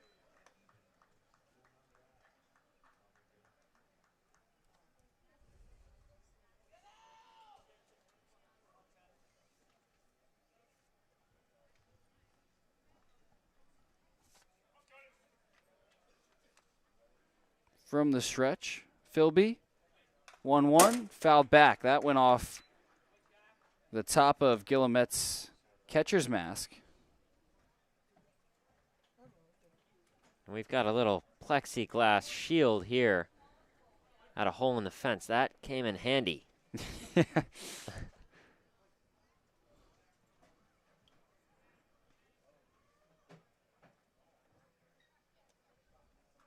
2-1. Runner takes off. Throw to second. Not in time. Kern has second. Jeffries struck out. And really a beautiful throw there from the catcher, It was. Guillemette. Yeah. And a good tag attempt, too, from Sprinkle. Also sort of an acrobatic play. Sort of reaching behind him to try to tag out Kern, and Kern able to avoid the slide. So that puts him in scoring position. Nice job by Kern, beating out a competitive throw. 1 away, he's on second, 2-1 Gatemen lead. Back to the leadoff with Jim Jarvis. Throw over to second. Kern back in time. Jarvis 0 for 2 with a strikeout.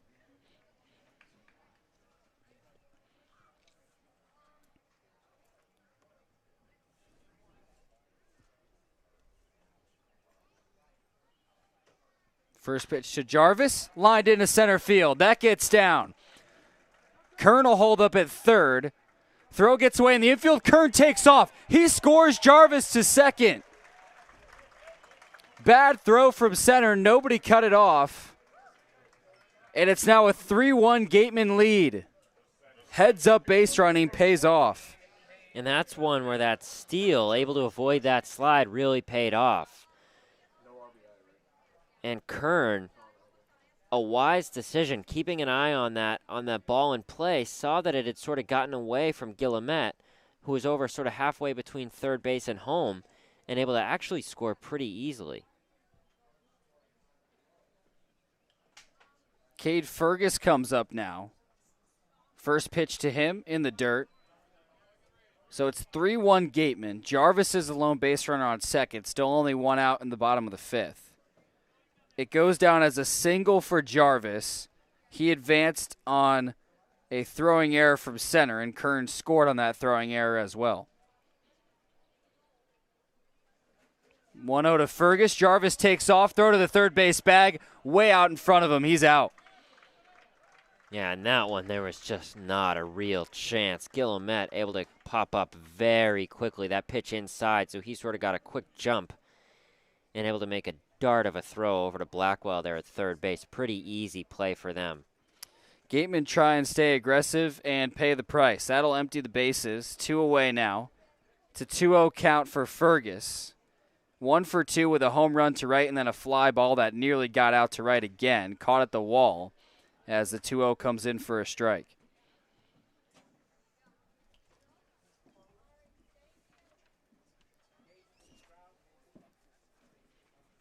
Gatemen have gotten a run in this inning, though. 2-1. Fouled over the right side. Fergus a little bit late on a fastball. And there it is, that fastball on the outside corner. He does like that pitch, and he went after it a little bit there. Fouled it down the right field line. Still made some pretty solid contact.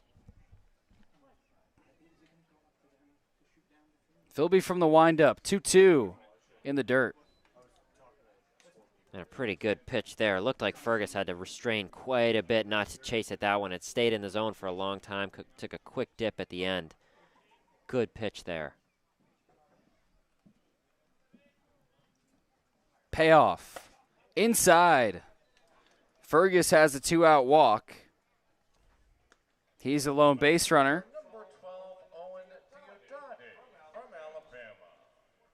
And Diodati will come up. Just a good patient at bat there from Fergus. Didn't take his chances. Again, that breaking ball, able to hold his swing. And he's able to get on, something like we talked about earlier with Jeffries in the second inning. Work his way back in the count, gets himself on base for Diodati. First pitch to him. Grounded up the middle. Scooped up by the shortstop Sprinkle. His throw to first, not in time. He thought for a second, should I step on second? So the throw came out a little late, and Diodati beat it out. Yeah, there was a lot going on there for Sprinkle. Tried to do three things, I think, at the end of that play. Tried to make a sort of a nifty tag behind him to try to, at first, try to get out Fergus, and then tried to go on second base, realized that he was a little bit too late for that, then tried to make the play over to first, and by the time all of that had happened, able to reach was Diodati. So it'll be interesting how that is scored. Meanwhile, Justin Williams comes up, swings at the first pitch, hammers it to right center field. That ball is back. Thomas settling towards the wall, and the center fielder on the run makes the catch. So the Gatemen get another run off of a pair of hits, and we'll send it over to the third member of our team, Julia Joseph.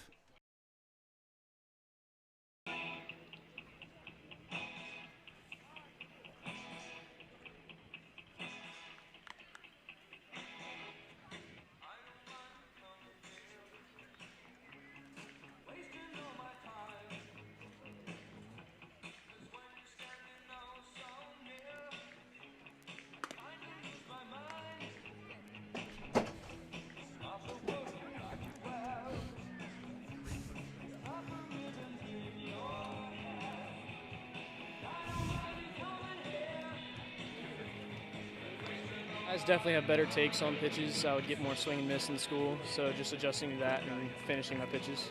So you're rising to the level of play here as you would at school? Yeah, I would say so.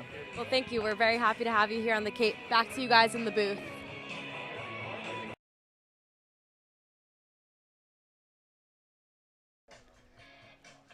Thank you so much for that update, Julia. 3-1 Gatemen lead, and they've looked good so far. Jonathan Brand, 4 great innings, and Svansa came out and struck out the side. Yeah, really great start here for the Gatemen. Again, we talked about, just for Svanson, his Gatemen debut, just about ideal. 3 strikeouts, perfect for him, and he's going to try to continue that momentum here in this inning. And so Benjamin Blackwell comes up.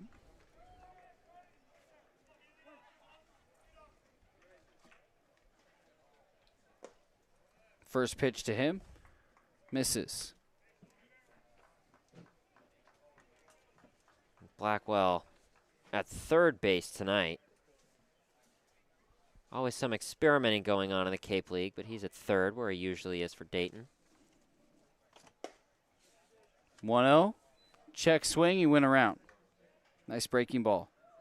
And we went back and checked. Diodati was awarded a base hit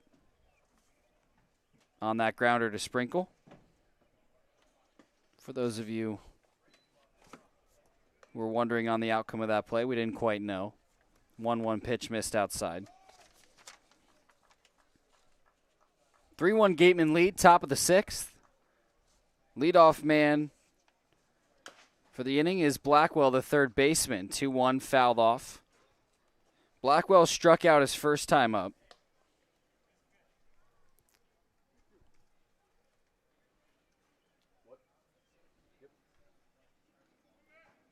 Still looking for his first hit of the Cape League season, excuse me.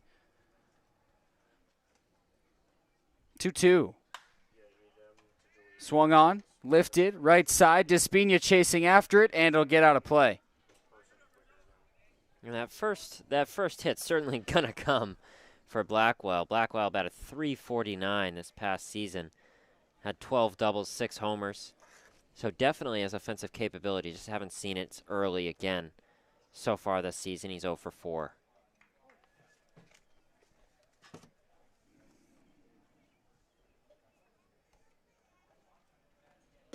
2-2, check swing. He went around. 4 straight strikeouts for Swanson. And the second looking for Blackwell here in this game. Struck out looking in the 3rd. Also now here in the 6th. That'll bring up Garrett Guillemette, the catcher. He struck out his first time up. First pitch to him. Comebacker to the mound. Swanson has it. Toss to first for the out. 2 away now in the top of the 6th. Gatemen lead Orleans 3-1.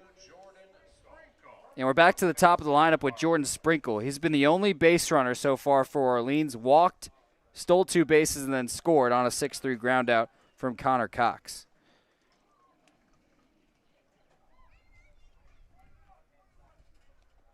First pitch to Sprinkle, swung on and missed.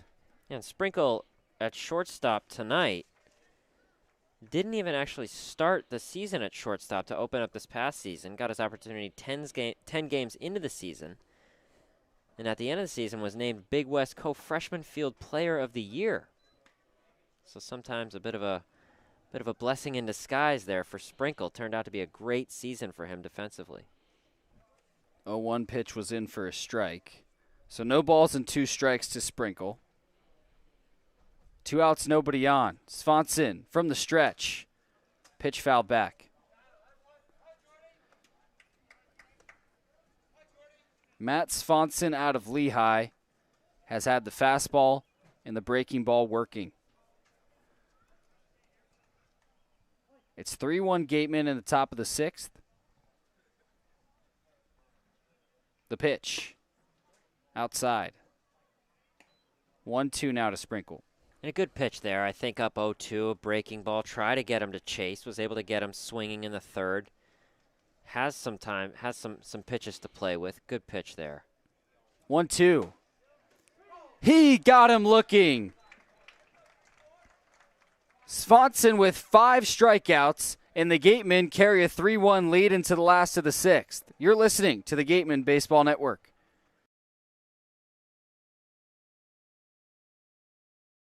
Legacy Insurance Agency at 213 Main Street here in Wareham can offer you coverage for all your insurance needs. We have the bundle discounts, the accident forgiveness, the vanishing deductible, no loss, etc. But unlike those gimmick companies, we can quote you with multiple carriers. So forget the lizard and price tool and come talk to a professional. We'll help you find what's right for you. The AD Makepeace Company also owns and operates Reed Custom Soils, the area's leading manufacturer of custom soils, including CU structural soil and Rooflight certified green roof media. Reed Custom Soils is also a manufacturer and distributor of baseball infield mixing conditioners. To learn more, visit admakepeace.com or reedcustomsoils.com.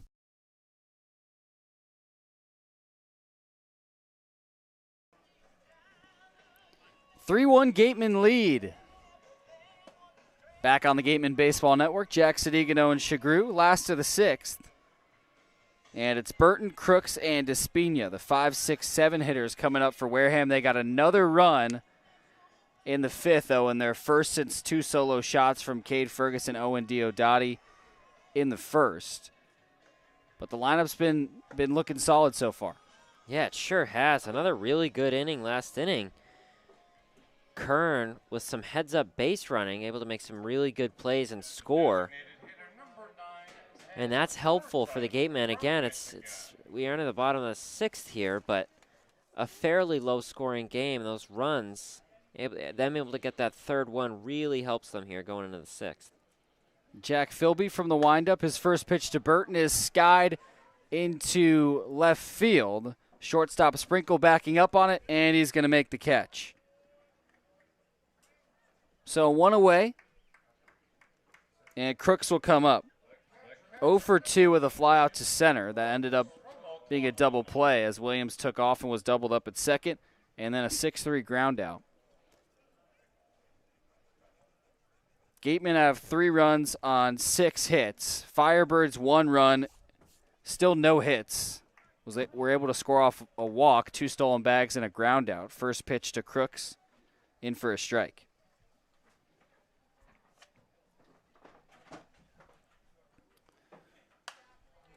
0-1, roped foul.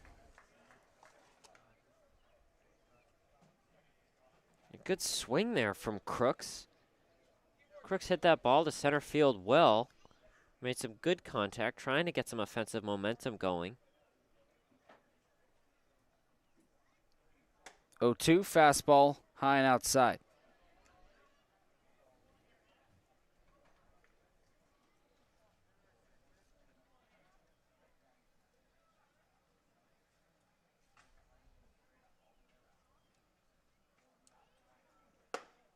That pitch misses outside. 2 balls and 2 strikes to Crooks.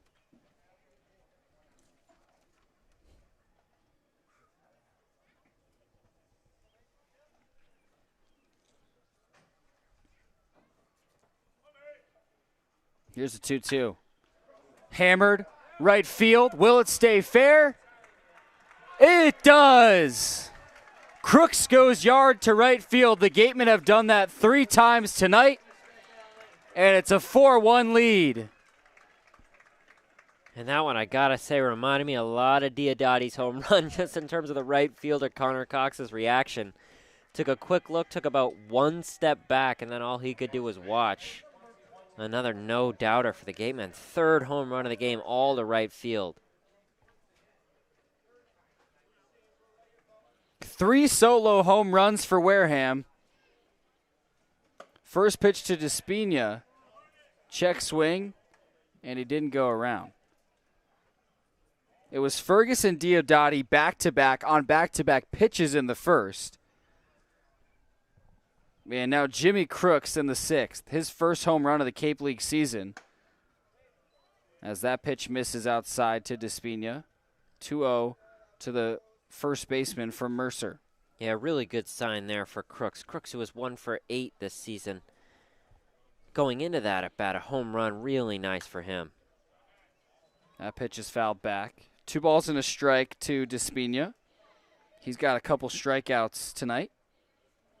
And that's 6 on the season now for Despina after those 2 tonight. So Despina is certainly sort of working on that as well, trying to get on base, trying to be smart, trying to watch his pitches, make sure he stays disciplined. 2-1. Another strike. There's a hole up the middle for him, and the center fielder is shaded to the right side of the second base bag. There's also a hole in left center. 2-2 driven right there to left center field. That'll get down, rolling to the wall. Despina heads for second, rounding, and he's going to hold up there. A 1-out double for Angelo Despina. And he follows up Jimmy Crooks' home run with a nice line drive to left center, right where the space was. Yeah, just totally threaded the needle there. There was some room out there between center and left field, and Despina, again with some good base running, able to make the turnaround first. Thought about third. Sounded like some of either the fans or the Gatemen dugout thought he could have taken that turn for third, but a great double for him. First pitch to Kern, knuckled out to center field. That'll get down. Despina holds up at third, and there are runners on the corners now. Still 1 out in the bottom of the 6th. Gatemen already have 1 off a solo homer from Jimmy Crooks in this inning, and threatening again. 2nd straight base hit for Kern.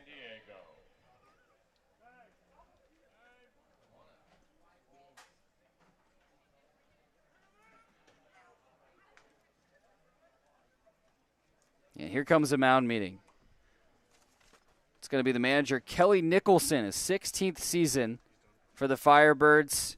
Philby's day is done. So we'll tell you who's coming out from the bullpen for the Firebirds in a moment. You're listening to the Gatemen Baseball Network.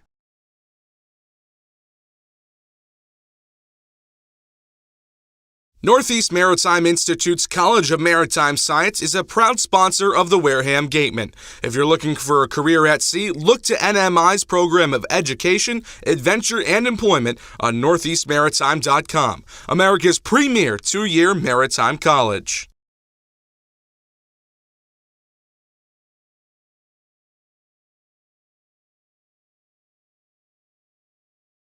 Get your glow on at Compassionate Med Spa. They're compassionate about getting your perfect skin. Come get your glow on. Call 774-678-7319.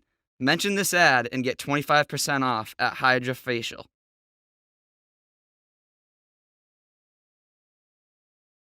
The Mezzaluna Restaurant is a family-run Italian restaurant celebrating 80 years in business. Located on Main Street in Buzzards Bay, Mezzaluna specializes in Italian cuisine, a lunch menu that's the best deal in town, and serving some of Cape Cod's famous prime rib every Wednesday and Saturday. Come enjoy the feast at Mezzaluna, the Italian family restaurant. For sales and rentals of Caterpillar machinery, generators, and marine engines, visit MiltonCat.com, your area cat dealer. Milton Cat, the Cape and Islands Caterpillar dealer, is proud to be a sponsor of today's game.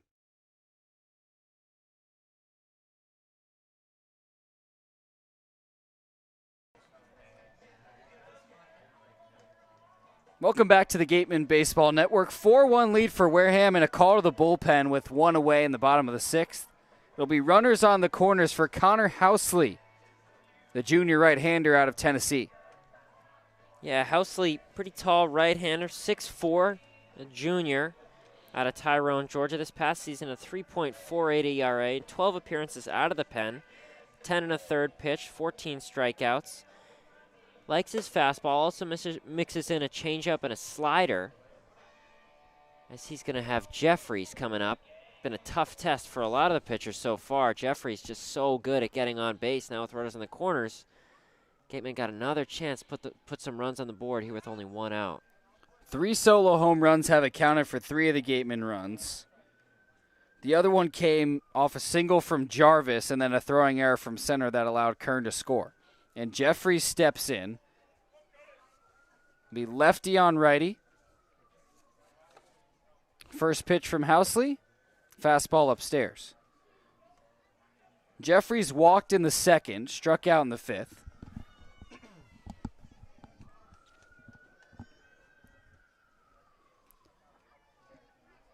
And Gateman trying to improve to 500. Firebirds at 2-1 right now. 1-0, fastball inside. An important game for the standings because Bourne Braves are on top at 3-0. They have 6 points. Excuse me. You get 2 points for a win, 1 for a tie. The Commodores have 3 points, but that's a 3-way tie with 2 points for Hyannis, Wareham, and Katuitt. 2-0 fastball right down the pipe for strike one. And the Gateman with a good chance tomorrow playing against Bourne.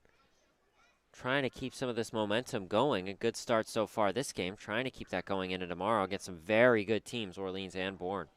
And all signs point to Katuitt winning their game against YD. They're up 16-2. 2-1 runner goes. Throw dropped.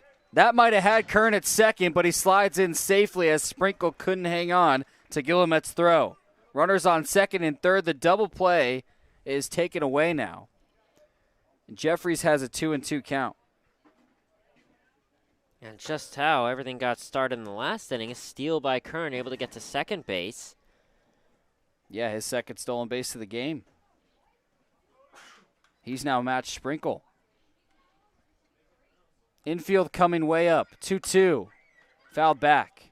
So the infield creeping up to the grass. The outfield is still playing pretty deep.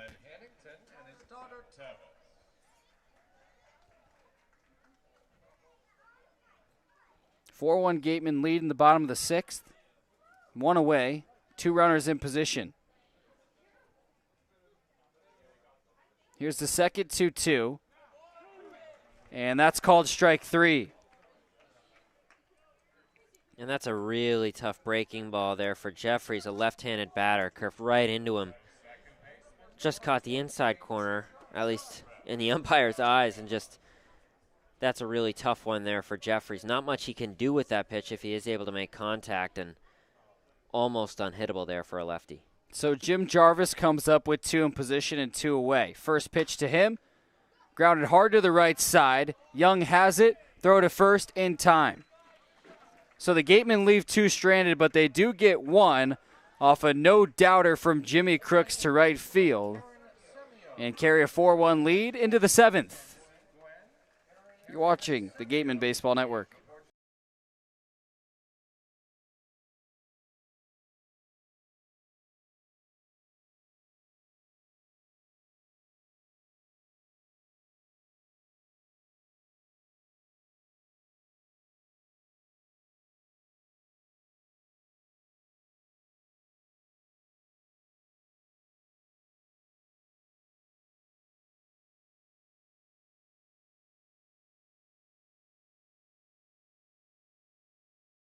Serving southeastern Massachusetts and Rhode Island, Office Technology Group has been the area's source for advanced digital multifunctional copiers since 2009.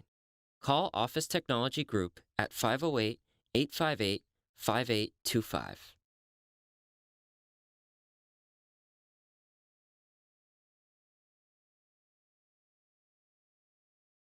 What's up, Gatemen fans? Looking for Wareham jerseys, shirts, and hats? You can find all of that and more online at gatemen.org/shop. Visit to get all your Gatemen gear today.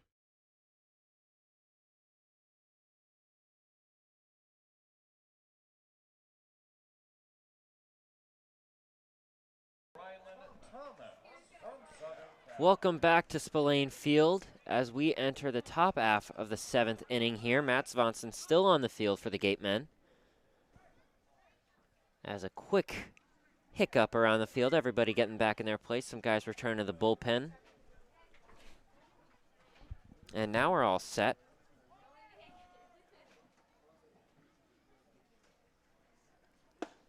And the first pitch to Ryan Thomas misses low, so ball 1.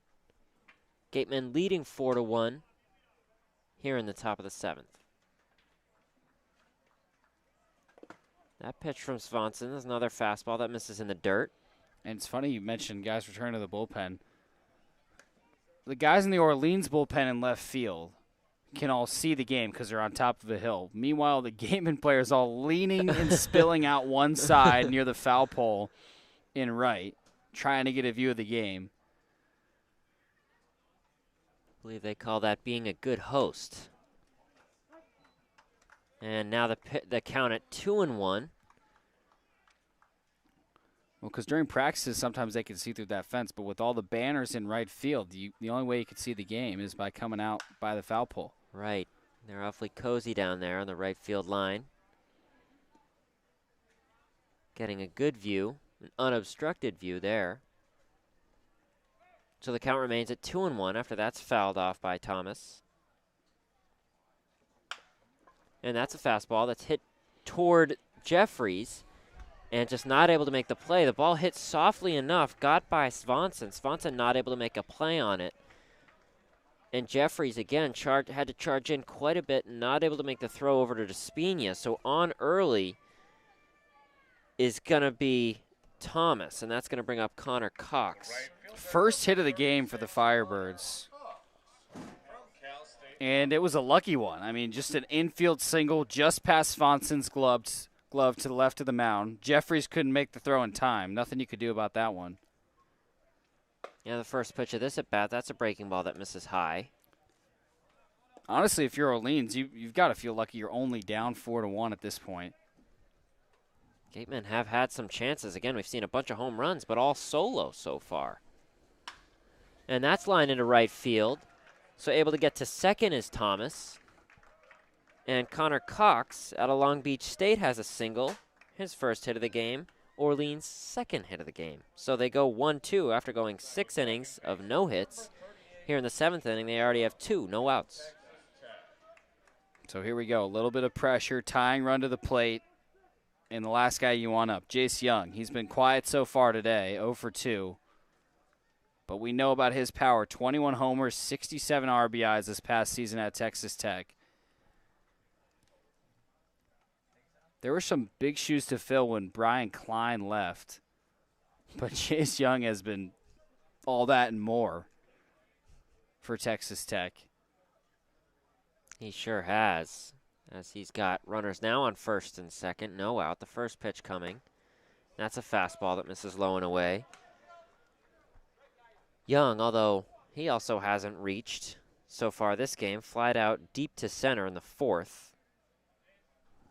And now has a chance here to make some noise for Orleans. And the 1-0 from Svanson, big right-hander.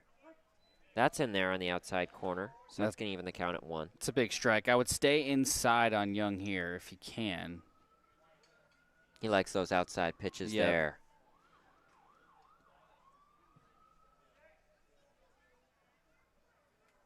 The 1-1. That's inside. That's a fastball. Not quite maybe as inside as Young made it look, but still there, low and inside. A good pitch there from Swanson. Finds himself with a 1-2 count. Yeah, most importantly, he got the strike call.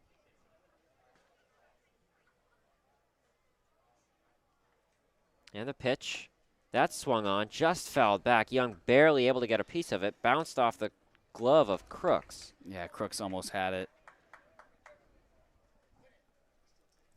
Keep your focus if you're Swanson here. 1-2, so you've got options. I'd go fastball inside or breaking ball inside. And the pitch, that's a fastball inside, and he does get him. Looking for strike 3. So a huge strikeout for Swanson. Gets the first out of the top half of the 7th inning, and that's going to bring up Chase DeLauder. So runners still on first and second here for Orleans. That is a huge strikeout. Great sequence. Starts fastball outside, then pitches him inside. 2 more fastballs. Strikes him out. Still work to do, though. And the first pitch now to DeLauder. That's in there for strike 1. So finding a bit of a rhythm here. So he goes fastballs to Young, comes back with a slider. I mean, game on for Matt Swanson. This is such good stuff from the right-hander from Lehigh. The 0-1. That's fouled back toward us. So Swanson goes up now 0-2. Still with 1 out after the strikeout to Young. As Thomas takes his lead at second and Cox at first. Gatemen leading 4-1. Swanson now ready to deliver. And that's hit toward the shortstop, Jeffries. Able to turn 2, and just the throw just laid over to first. So they do get the out at second. So Cox goes back to the dugout. Able to reach third is Thomas. So a good play there over from Jeffries to Jarvis. Jarvis' throw to Despina, not quite in time, so runners on the corners now. And that's going to bring up Julio Marcano out of NJIT, who struck out swinging in his last at-bat in the 5th. Just a little too slow of a ground ball from Jeffries. It wasn't lightly hit, but he didn't get to charge it that much. Throw a little late to first, as that first pitch misses to Marcano. But you'll take the out, and you've got a chance to get out of the jam here if you're Swanson.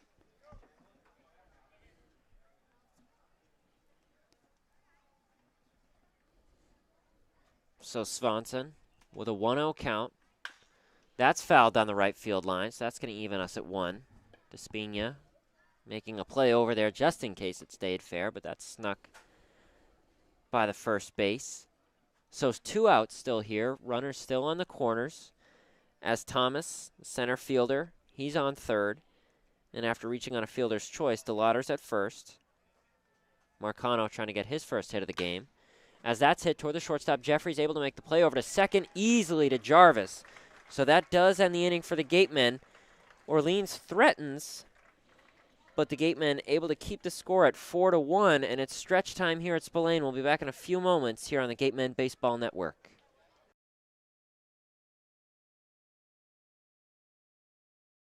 South Coast Health Operators of Charlton Memorial, St. Luke's, and Toby Hospitals delivers an unmatched combination of clinical excellence with a personal touch. They are proud to serve as Southeastern Massachusetts and Rhode Island's only not-for-profit health system, as well as the region's largest employer. South Coast Healthcare, plus something more.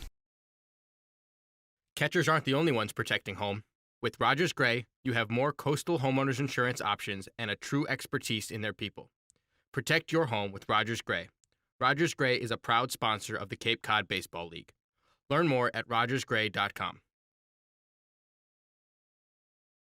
The Gateway Tavern, located on Marion Road in Wareham, offers an extensive but not exhaustive array of menu choices. They search for the finest in foods, ranging from garden fresh produce to hand-selected seafood, and have special menus that change daily.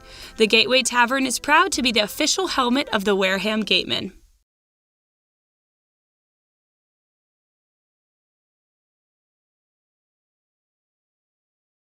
We appreciate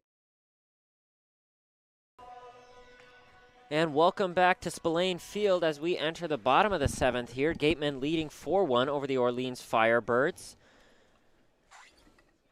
And some scores from around the league quickly. Bourne up 4-1 in the top of the 6th over Harwich. Katuitt and YD getting closer, now 16-5. Brewster won 5-2 over Chatham. Falmouth up 4-2 in bottom of the 8th over Hyannis. And currently Mississippi State and Texas tied at 2 in the top of the 2nd in the College World Series. So the first pitch to Jarvis, that's a fastball that misses on the outside corner.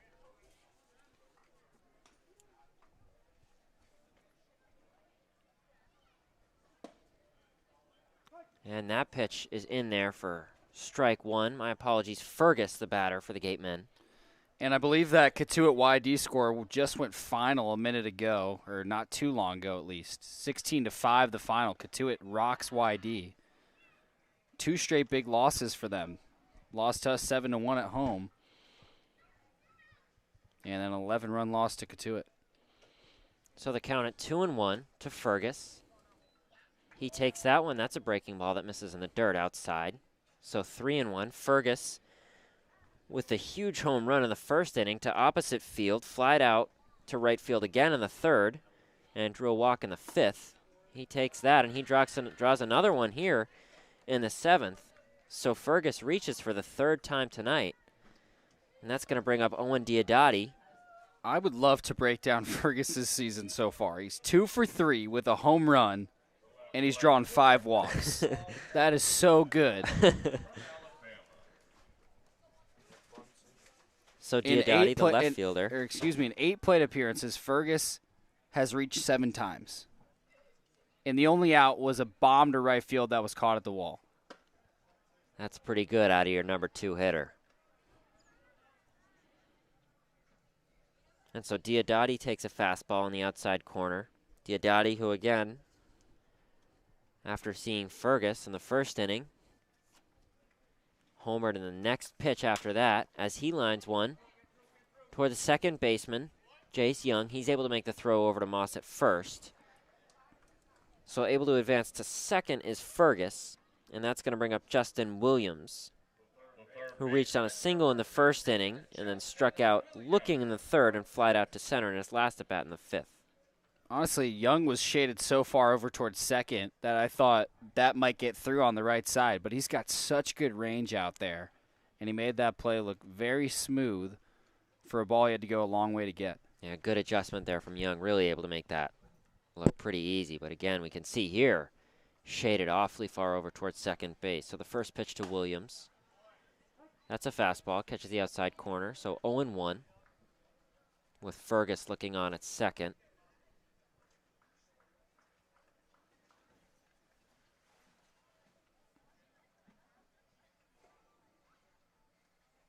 The pitch from Housley. That misses in the dirt. And that's going to even the count at 1 with 1 away. And Fergus on second. Gatemen still leading 4-1 here at Spillane Field on a cloudy night.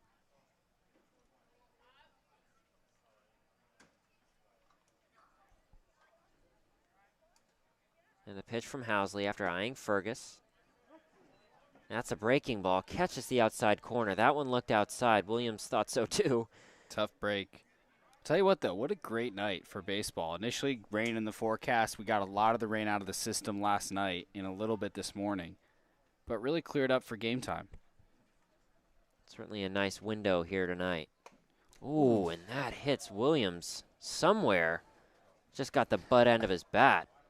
Thankfully, not his helmet. It took a little bit of a second there. It was up in that area, but just caught the butt end. So I guess technically that's a foul ball. Yeah, nice hit for that blast sensor that's on the bottom of that bat. Not sure how well it's going to track the analytics these next couple pitches. Yeah, we might see. We might have to go back and watch this one manually. It's able to swing and miss. So Williams goes down. So 2 away with Fergus still on second. That's going to bring up Ted Burton out of Michigan.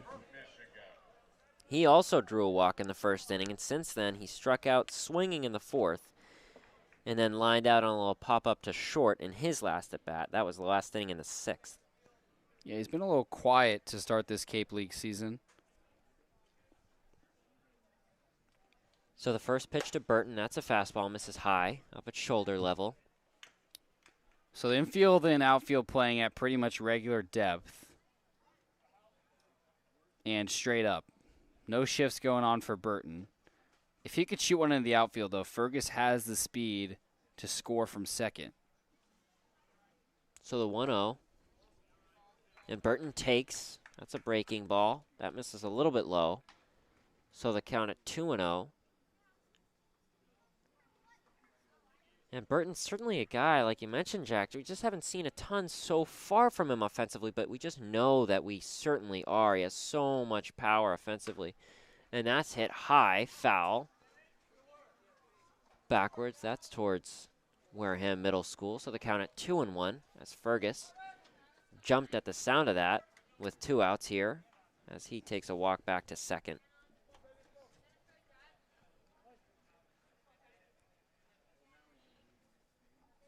And Burton settles back in to the right hand, his batter's box. Housley also a righty. And it's after a ball and a big lead from Fergus. Guillemette takes a throw over to check on him himself. You don't see a lot of those back picks over to second. Yeah, maybe a little ambitious there from Guillemette. Saw something. Fergus has been taking some sizable leads here with 2 outs again, but after a ball, the count 3-1, 2 away. The pitch coming from Housley, and that's a breaking ball. That's in there for strike 2. Tough pitch there, cut the low outside corner. So with 2 away and a full count, Housley trying to get out of this inning.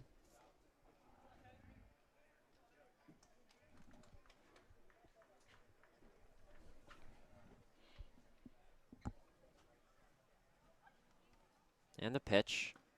That misses in the dirt. So ball 4, and Burton's able to reach, and that's going to bring up Crooks, who homered in his last at bat to left field, another no-doubter.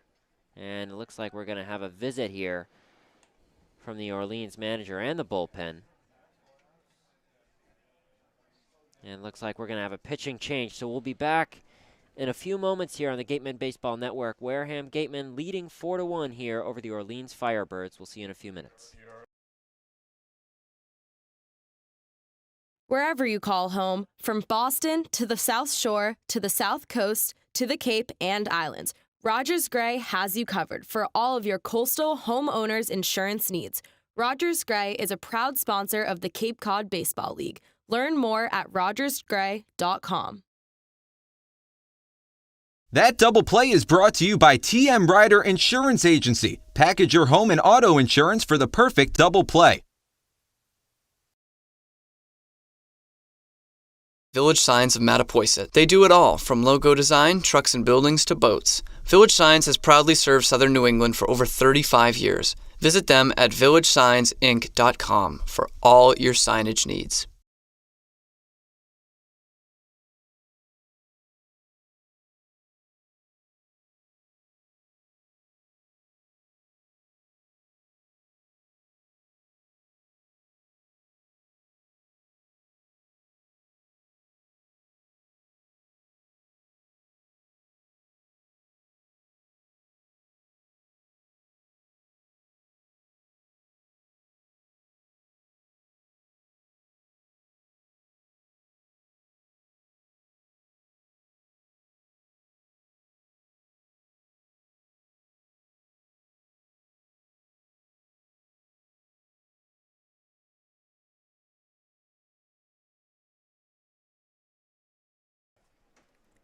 Welcome back to Spillane Field here in the bottom of the 7th inning.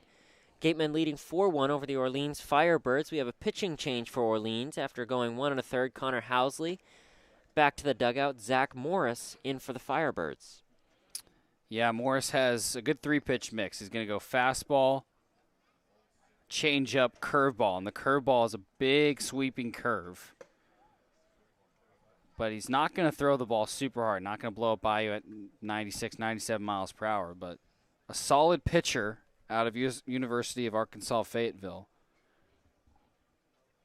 And we'll see what he can do. Comes in with runners on first and second and 2 outs. So slightly high leverage situation. So the left-hander, Morris, trying to get Orleans into the 8th.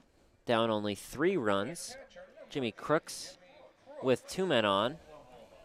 Would like to see Orleans down a few more runs. Yeah, he wouldn't be too upset about that. As Burton at first and Fergus at second. They look on. So the first pitch of this at bat, the first pitch from Morris in this game here to Crooks.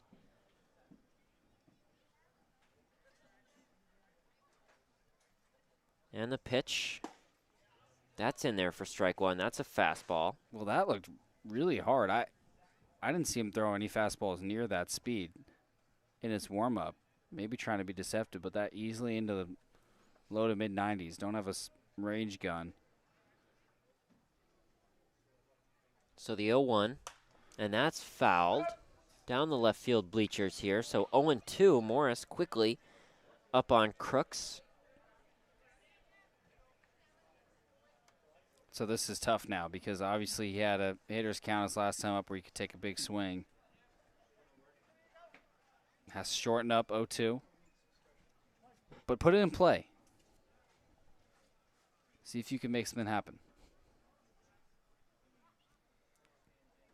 So with 2 away, that pitch, that's a breaking ball that misses nowhere really close. That one doesn't quite reach home plate, so that's in the dirt. A good stop there from Guillemette to keep Fergus at second and Burton at first.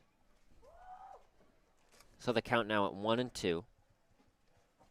With 2 away, Gatemen up 4-1. As Crooks settles in, 2 lefties here battling.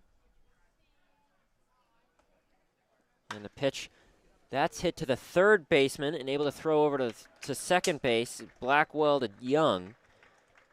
So the Firebirds do retire the side as we're going to enter the top of the 8th here at Spillane Field. Gatemen still leading 4-1 after threatening in the bottom of the 7th. We'll be back in a few moments here on the Gatemen Baseball Network.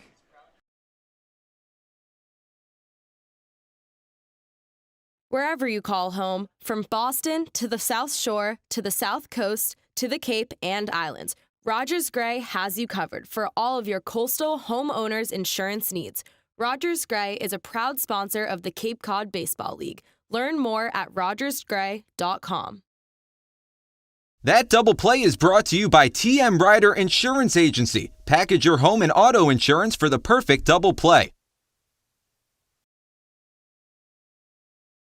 Village Signs of Mattapoisett. They do it all, from logo design, trucks and buildings to boats. Village Signs has proudly served southern New England for over 35 years. Visit them at villagesigns.inc.com for all your signage needs.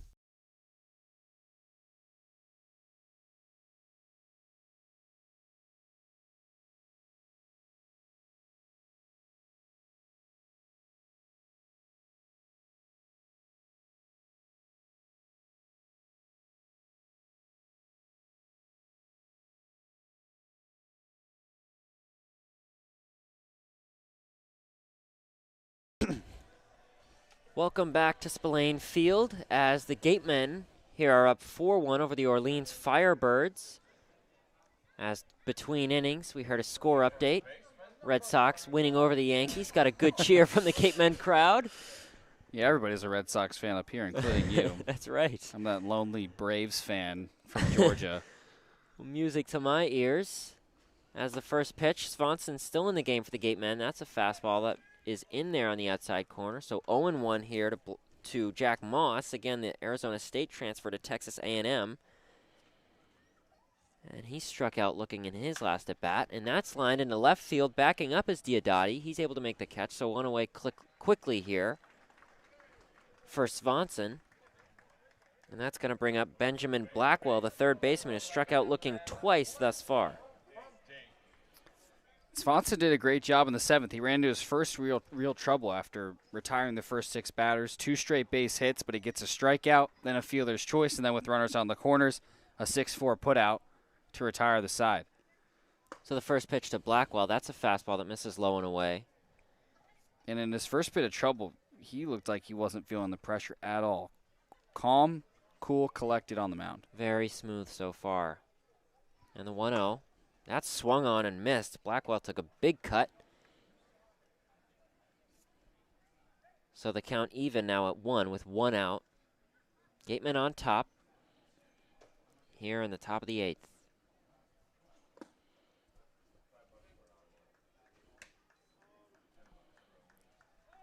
And that fastball misses low.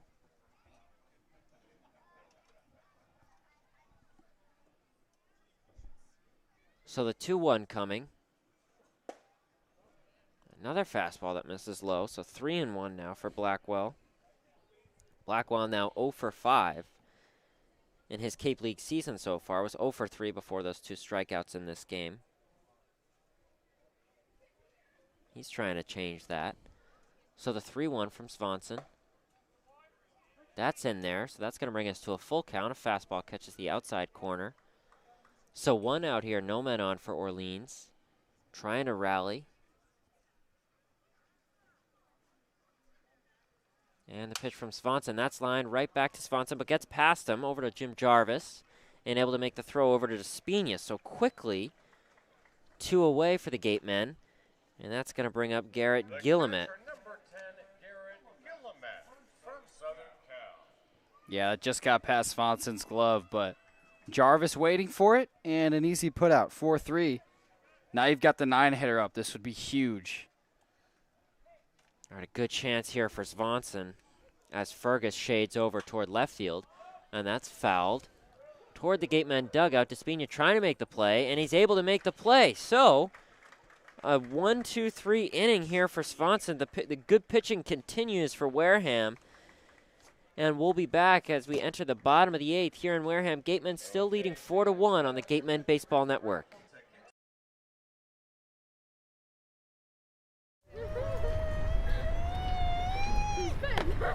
Beat the heat and join us at Waterways, a water experience unlike any other this side of the bridge. Open daily, head over to the water park on Route 28, the Cranberry Highway. We appreciate and thank the sponsors who support the Cape League and the 10 teams. Our corporate sponsors are the financial backbone of the league. It is with their support that we are able to preserve our long-standing tradition of providing the best family entertainment here on Cape Cod. On behalf of the Wareham Gatemen, the 9 other teams, league officers, and the entire Cape League family, we would like to announce and thank our 2021 corporate sponsors. With much appreciation, we recognize the Yawkey Foundation, Curry College, Cape Cod Healthcare, the 99 Restaurants, Coca-Cola Bottling of Cape Cod, Badger Sport, 47 Brand, Cape Cod 5 Cent Savings Bank, Milton Cat, Mosquito Marys. Fairway Financial, Ocean Spray, Seaside Le Mans, Rogers Gray, Franklin Sports. Cape Destinations, Sullivan Tire, Cape Cod Times, Kinlan Grover Real Estate. Welcome back to Spillane Field as we enter the bottom of the 8th. The Gatemen leading 4-1 over the Orleans Firebirds. Still on the mound for Orleans is Zach Morris. Hayden Thomas started for them, went 4 innings, 2 earned runs, followed by Jack Philby. He went 1 1/3. Connor Housley, he went 1 1/3. And able to get the last out of the 7th inning was Zach Morris, and the lefty is still on the mound for Orleans as the Gatemen try to add to their lead. Yeah, he's only pitched to 1 batter, but it was a big out. Runners on first and second, and he was able to force Crooks into a 5-4 ground out after he homered to right field. So nice job by him, and he'll be charged with trying to keep it at a 4-1 game. And certainly that's going to bring up Despina, Kern, and Jeffries, who have had a pretty productive night so far for the Gatemen. Despina, who doubled in his last at-bat, reached third base, wasn't able to score. So Despina starting. And the pitch coming from Morris as he gets set to deal. 2 lefties. Yeah, if you look back, as Gillimet wants a word with his pitcher, on these 7, 8, 9 hitters for the Gatemen tonight, 3 for 8 with a double and 2 base hits and a walk drawn. Very solid out of the 7, 8, 9. Curran able to score in the 5th inning Again, something like we were talking about that Orleans, we know that they have the potential, and great to see from the Gatemen, tons of potential. That 7, 8, 9 slot been really productive tonight. And the first pitch to Despina, that's inside. That's a fastball. He has to scoot out of the way a little bit for that one. So the count at 1-0 with no outs. And he's got that same hole in left center where he hit it last time. And that's a breaking ball from Morris. I don't know if that was a strike. Despina doesn't think so. Yeah, almost didn't look like the catcher Guillemette did either, but the umpire did. So 1-1 the count. And that's a fastball. That misses. Everyone can agree on that, so they count at 2-1. But just do what you did last time up. You mean you have the same hole in left center. Wait for a pitch on the outer half and go ahead and poke it out. And it'll roll all the way to the wall. It wasn't a hard hit ball last time, got to the wall. So swung on and missed. So that's going to even the count at 2-2. As Thomas continues to shade, favoring that right field side. And that hole opening larger and larger in between left field and center field. And that swung on and missed, so another strikeout for Despina. His third of the game, his 7th on the season. So a double in the 6th, but another strikeout for him here in the 8th. And that's going to bring up Cade Kern, who scored in the 5th, got another single in the 6th. That was a good strikeout there from Morris. So Kern, the righty, the Buckeye from tonight, playing in right field. He settles into the righty batter's box. He takes a big cut. That misses as well. He's had some hard hit balls the past couple games. And he also has a big gap in left center. And he takes a fastball, a little bit low and away. That one looked close. But that's going to even the count at 1 for Kern with 1 out. Against YD on Wednesday night, he nearly hit one out to left center, and that's where the big gap for him is right now. And the lefty Morris deals. That's a fastball that misses high and outside, so 2-1 for Kern. And Kern, again, who scored in the 5th, 2 singles in his last 2 at-bats. Trying to keep his momentum going. The 2-1 from Morris. That's a fastball missing in the dirt. Good stop from Guillemette. So 3-1 the count. Gatemen still leading 4-1 here in the bottom of the 8th.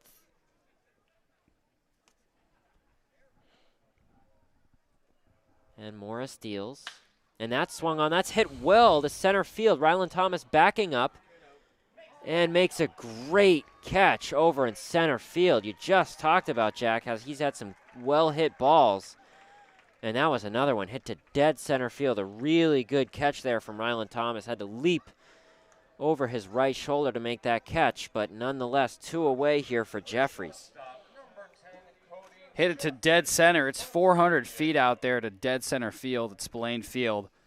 Felt like he got all of that baseball. That's a tough break for Kern. Yet again, a deep fly out. And a nice play by Ryland Thomas. He made that look really easy when it was not.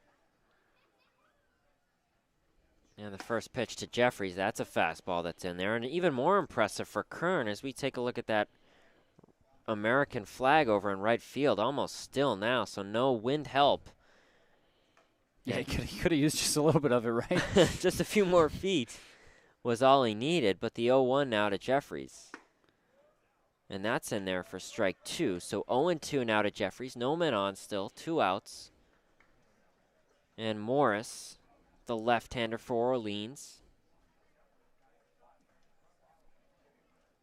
who's had outs in his first 3 at-bats this game, tries to get his 4th straight here. That's a fastball that misses, so 1-2 is going to be the count now for Jeffries.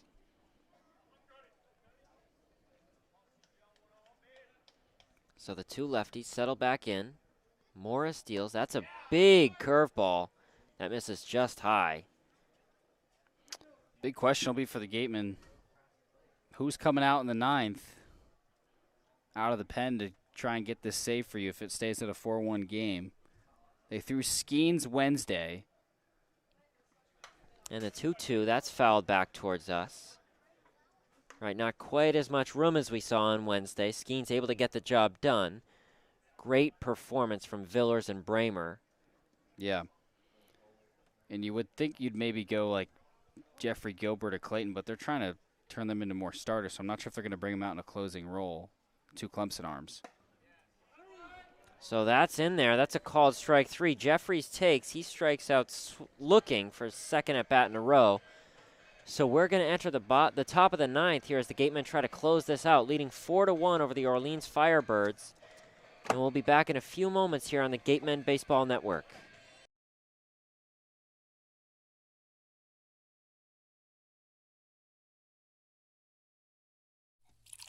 Cape Cod Coca-Cola thanks you for supporting the Cape Cod Baseball League and for refreshing yourself with ice-cold Coca-Cola products. Please remember to recycle your empty bottles, cans, and all other recyclable materials. It takes only 6 recycled plastic bottles to make a new baseball cap.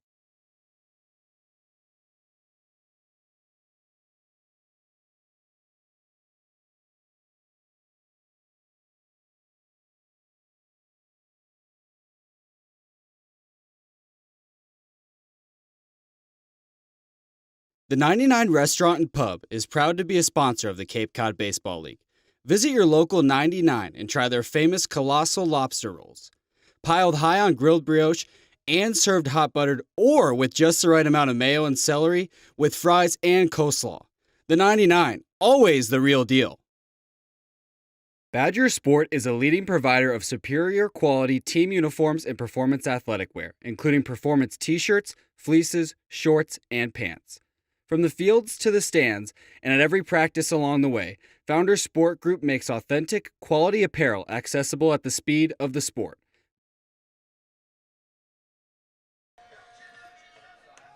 Gatemen lead 4-1 as Devereaux Harrison will take the hill to try and record the save for the Gatemen. Jack Sadighian alongside Owen Sughrue. 3 solo shots for Wareham. Another run mixed in on a base hit and an error. Only 1 run for Orleans on 2 hits, and a chance for the Gatemen to get to 500 if Harrison can close it out here, Owen. Yeah, Harrison, who struggled a little bit in the opener against Katuitt, has a good chance here to get some good momentum. Harrison will, without a doubt, unless they pinch hit anybody, face his teammate Connor Cox out of Long Beach State. He's going to be batting 3rd in this inning, so Harrison and the Gatemen a good chance here. Try to close things out, get a very solid win over a very solid team in Orleans. Harrison with a nice fastball and a big breaking ball. He'll have the top of the lineup for the Firebirds. Sprinkle, Thomas, and Cox. Righty on righty. First pitch to Sprinkle, fouled straight back. Orleans, 2 hits in the 7th. Haven't gotten a hit in any of their other innings.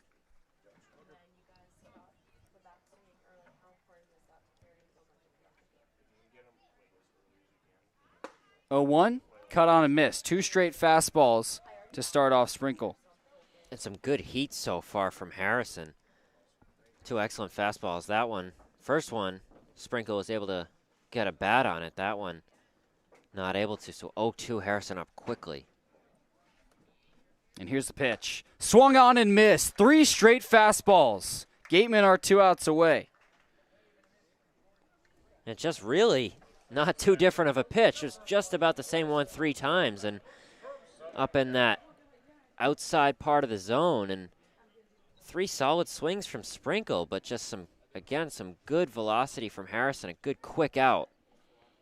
And so the lefty Ryland Thomas comes up. He's 1 for 3 with a base hit in the 7th. First pitch to him misses inside.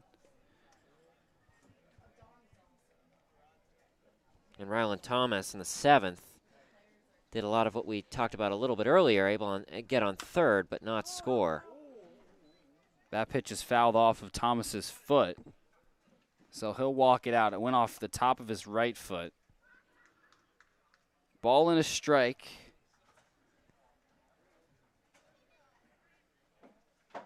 Ryland Thomas out of University of Southern California. 1-1 fastball. Just outside. Looked like a strike to me. 1 out, nobody on. 4-1 Gatemen lead, trying to close things out in the 9th. 2-1, grounded up the middle. That'll get through. Thomas with his second hit of the game. Just Orleans' third. And he's aboard with 1 away in the 9th. 3-run Gatemen lead, and Connor Cox, the right fielder, comes up. He's 1 for 3 with an RBI ground out and a base hit. That's a tough one there with that base hit, and now just looming on deck is Jace Young. I know he's 0 for 3 tonight, but without a double play, he's going to be at bat, and with these guys on, he could be the tying run at the plate. That one hurts. Yeah, it's a great point. Jace Young on deck, the slugger from Texas Tech. First pitch to Cox is in for a strike. You'd prefer him not to be the tying run at the plate. Right. I think you could choose just about anybody else out of their lineup if you could. From the stretch, the 0-1. That's drilled to left center field. Fergus on the run, and it gets past him. Scooped up by Gonzalez. He throws it in, but that'll advance runners to second and third. A stand-up double from Cox. And it brings the tying run to the plate. Jace Young. Fergus just missed that ball in left center field. Gonzalez, who replaced Diodati, scrambled to get it in. First extra base hit of the game for Orleans. And Jace Young now the tying run at the plate. 3-run game, 1 away in the top of the 9th. 2 runners in position. First pitch to Young. Fastball just a bit low. That's a real test for Harrison here. This is a tough situation for him. Runners on second and third. He's going to have to, this is a real good test for him against Young. Try to have a real good at bat. Young is 0 for 3 with a strikeout. 1-0, swung on and missed. So that's the good news. And pretty much lower your voice there for the good news. That's just about all we got. Also good news, the Gatemen are up 4-1. 1-1. Fouled back. That went off Crook's mask. So Harrison ahead of Young with a 1-2 count. Chase DeLauder, the DH, loitering on deck. He's 0 for 3 with the strikeout. Wind blowing very softly out to right field. 1-2, one hopper up the middle. Jeffries has it, throw to first is in time, run scores, but now 2 away. Great play by the shortstop Jeffries. Thomas scored, Cox advanced to third, and it's a 4-2 game as Chase DeLauder comes to the plate. You're exactly right, Jack. I mean, that's a huge play from Jeffries. It looked initially like that was just going to go right up the middle. 2 runs scored, 1-run game. Just a curveball that didn't quite break enough, sort of stayed up in the zone and well hit, but able to get an out. First pitch to DeLauder is fouled back. Hello to us as it ricocheted off the pole just to our left. DeLauder 0 for 3 with a strikeout. Connor Cox stands on third. 4-2 Gatemen lead. They are 1 out away. 0-1 outside. Oh, there's a strike. We'll take it. I think just about everybody thought that one was a ball. Good frame, I guess, by Crooks. It was a good frame, good enough. Somehow caught the corner. Here's the 0-2. Lined to the left side, grounded, Jeffries the throw to first in time. Harrison records the save despite giving up a run off a couple hits in the 9th. And the Gatemen improved to 500 with a 4-2 victory over the Orleans Firebirds. We'll step aside for a moment, but be sure to stay with us for the Gatemen postgame show. Again, Wareham 4, Orleans 2, and the Gatemen improved to 2-2, while the Firebirds drop to 2-2 as well. Stay tuned with us for the post-game show on the Gatemen Baseball Network. For a nostalgic Cape Cod vacation experience, head to Bay Motor Inn, where guests are treated like family. Located in the heart of Buzzards Bay Village, this 1950s-style cottage colony still provides you with up-to-date amenities. The Gatemen thank the Bay Motor Inn for their support.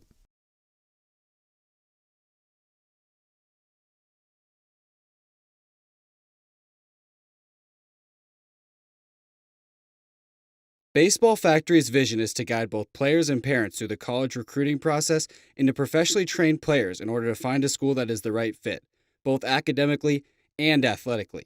Contact us at 877-752-6025.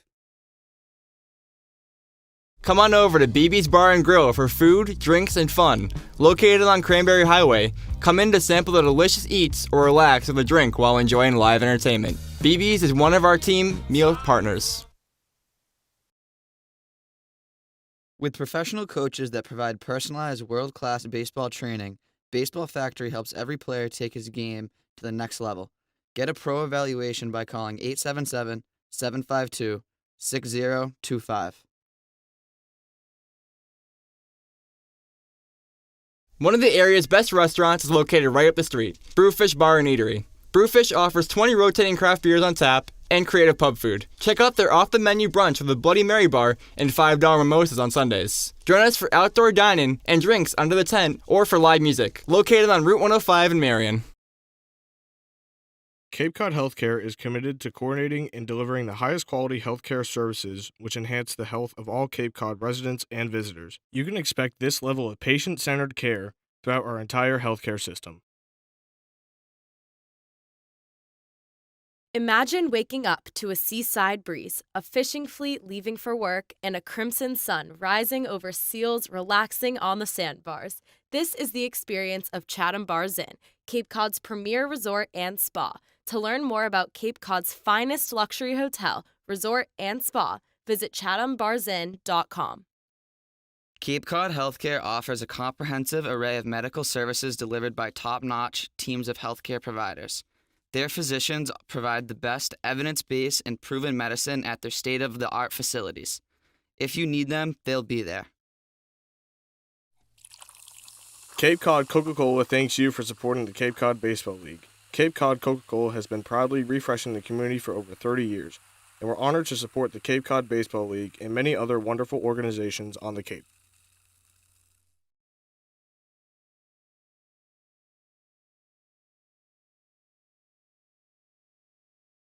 Cape Cod Healthcare is committed to providing tools and resources for your sustained well-being. We recognize the vital role of preventative medicine in your health journey and want to help you not only get well, but stay well.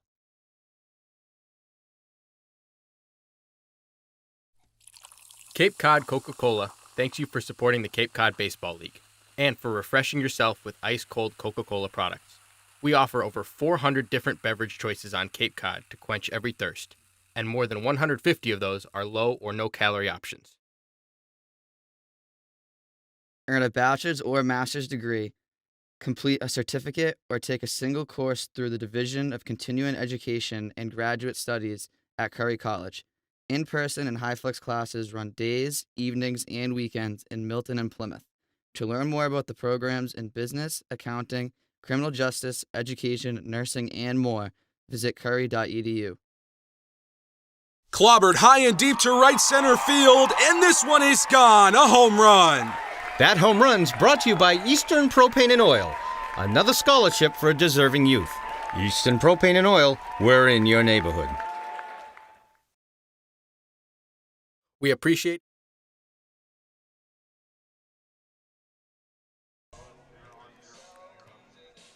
Welcome into the Gatemen post-game show. Jack Sadighian alongside Owen Sughrue. 4-2 win for the Gatemen. They pull one out and improve to 2-2 against the Orleans Firebirds, and it was on the back of tremendous pitching. 3 different pitchers, Owen, go 9 innings combined, only give up 2 runs off of 4 hits with 11 strikeouts. Yeah, really. I mean, we just saw a great pitching performance last night, with Villers and Bramer, and, again, very similar tonight, able to hold Orleans, a very powerful offensive team, to just 1 run. got done what they needed to do offensively, and a really, really solid performance for them on the mound. Gatemen's runs mostly landed past the right field fence. They get 3 solo shots to right field. How big was that to see the power, Owen? Right, it was huge. I mean, again, Crooks, I think, was a big one. He's had a bit of a tough start offensively, for the Gatemen, and for him to just see that again, that one was certainly a no-doubter, and just went right over that right field fence. Saw some really good power from him.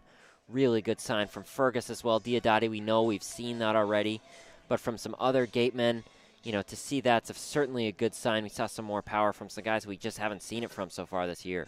Now, the Gatemen had to sweat it out in the 9th. They carried a 4-1 lead into the top of the 9th, and then things got interesting. The Firebirds had a base hit followed by a double. They got Jace Young to the plate as the tying run, but Devereaux Harrison, did a great job getting out of trouble. Right, he sure did. I mean, he just got done what he needed to do, and again, it wasn't like Orleans hadn't threatened. Jace Young, we were talking about on the broadcast, probably the one guy you want to see least in a situation like that. It just it had the makings of a tough finish to this game. But Harrison, you give him huge credit.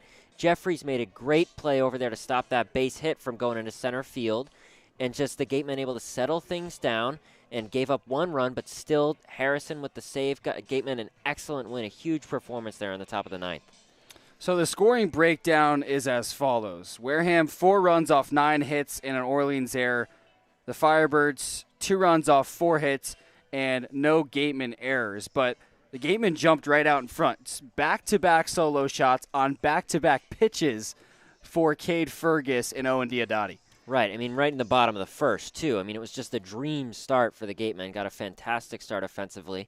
We talked about it's been a bit of a theme so far in these first few games, getting their chances but not able to capitalize. This time without men on base, but still 2 home runs from Fergus and Diodati right back-to-back. Just a quick lead and provided some nice breathing room for them this whole game. And so we move to the 4th inning. Orleans gets a runner on. Jordan Sprinkle with the leadoff walk, and then he was just too fast on the bases. Stole 2 bases, ended up scoring on a ground out. The Gatemen got that run back in the 5th and another one in 6th, this time off the bat of Jimmy Crooks. A no-doubter, absolute blast to right field. Right, and just, again, certainly I think Sprinkle, just able to take 2nd, then 3rd, that was huge. And that was a huge run. At that point made the game 2-1. But again, some good, I believe it was 2 1-2-3 innings there in the 6th and the 7th for the Gatemen.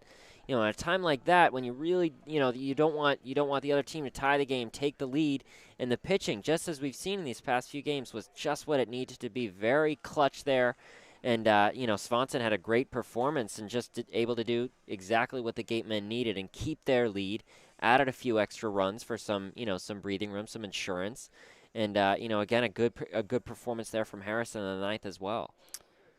Now, the Gatemen had no-hit Orleans through 4 innings. That was all due to Jonathan Brand. He's not your typical prototype for a pitcher. 5'9" out of Miami, Ohio, but he was phenomenal on the mound. Absolutely dynamite. Again, he had 3 1-2-3 innings to start this game. He gave up a walk on the run that ended up scoring, actually, for them in Sprinkle. And then after that went 1-2-3. So just a fantastic performance from him. And again, we talked about sort of a bit of the switch up there to Swanson, much bigger. It's 6'5". And, again, from Brand, a huge performance from him. The first time we've seen both of these pitchers in a Gatemen uniform. And Brand, an excellent start in that starting role. And, again, with Swanson as well, just a really, really solid performance pitching for the Gatemen tonight. Now, the pitchers, no doubt, were good, Owen, but let me put you on the spot. Who's your hitter of the game for the Gatemen?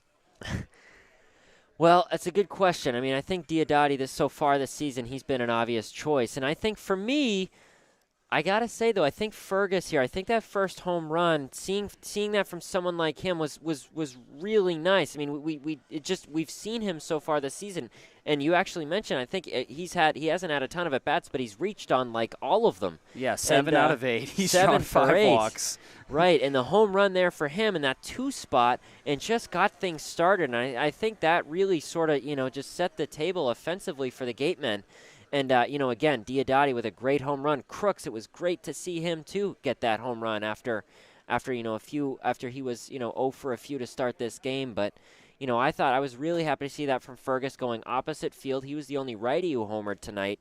But I really do think that got things started for the Gatemen. Was really nice. Showed some good signs of life offensively for Wareham. Fergus was 1 for 2, and he drew 2 walks. Again, that home run to right field off of a right-handed bat. So good opposite field power from Fergus. Now look ahead for the Gatemen. On the road tomorrow against Bourne, you get a shot at the first place team. How exciting is that? Right, it's just what you want. I mean, after 2 excellent games here at Spillane Field, they take that on the road. This Orleans team, we've talked a lot. We know they're talented. We know their roster's loaded, and they get a win here, 4-2. So, I think this is exactly when you want to take Bourne. Wareham getting some confidence after these last 2 games, and a great opportunity to go to Bourne, try to keep that momentum going, get the 3rd win in a row. Gatemen improved to 2-2, and when this season started, it was looking like trouble for the Gatemen. They fell to Cotuit in a competitive game, but then their home opener was just very lackluster. Came out slow against Falmouth, never really got into the game despite Falmouth letting them put runners on, left 10 on base in an 8-4 loss. But all of a sudden, after the rain out at Falmouth, things have turned around for the Gatemen. Yeah, something good happened during that night in Falmouth. Had an excellent performance here against YD, and then just, and I think a lot of it is certainly the pitching. I mean, 1 run against YD, 1 run against Orleans, two good offensive teams, and also getting the bats going at the right times. It was sort of, like you mentioned, Jack, sort of a bit of a frustrating start to this season for Wareham, but right after that game against Falmouth, the game that wasn't, a really, really good performance both nights, both back on Wednesday and tonight as well. We'll send it down to the 3rd member of our team, Julia Joseph, with the post-game interview.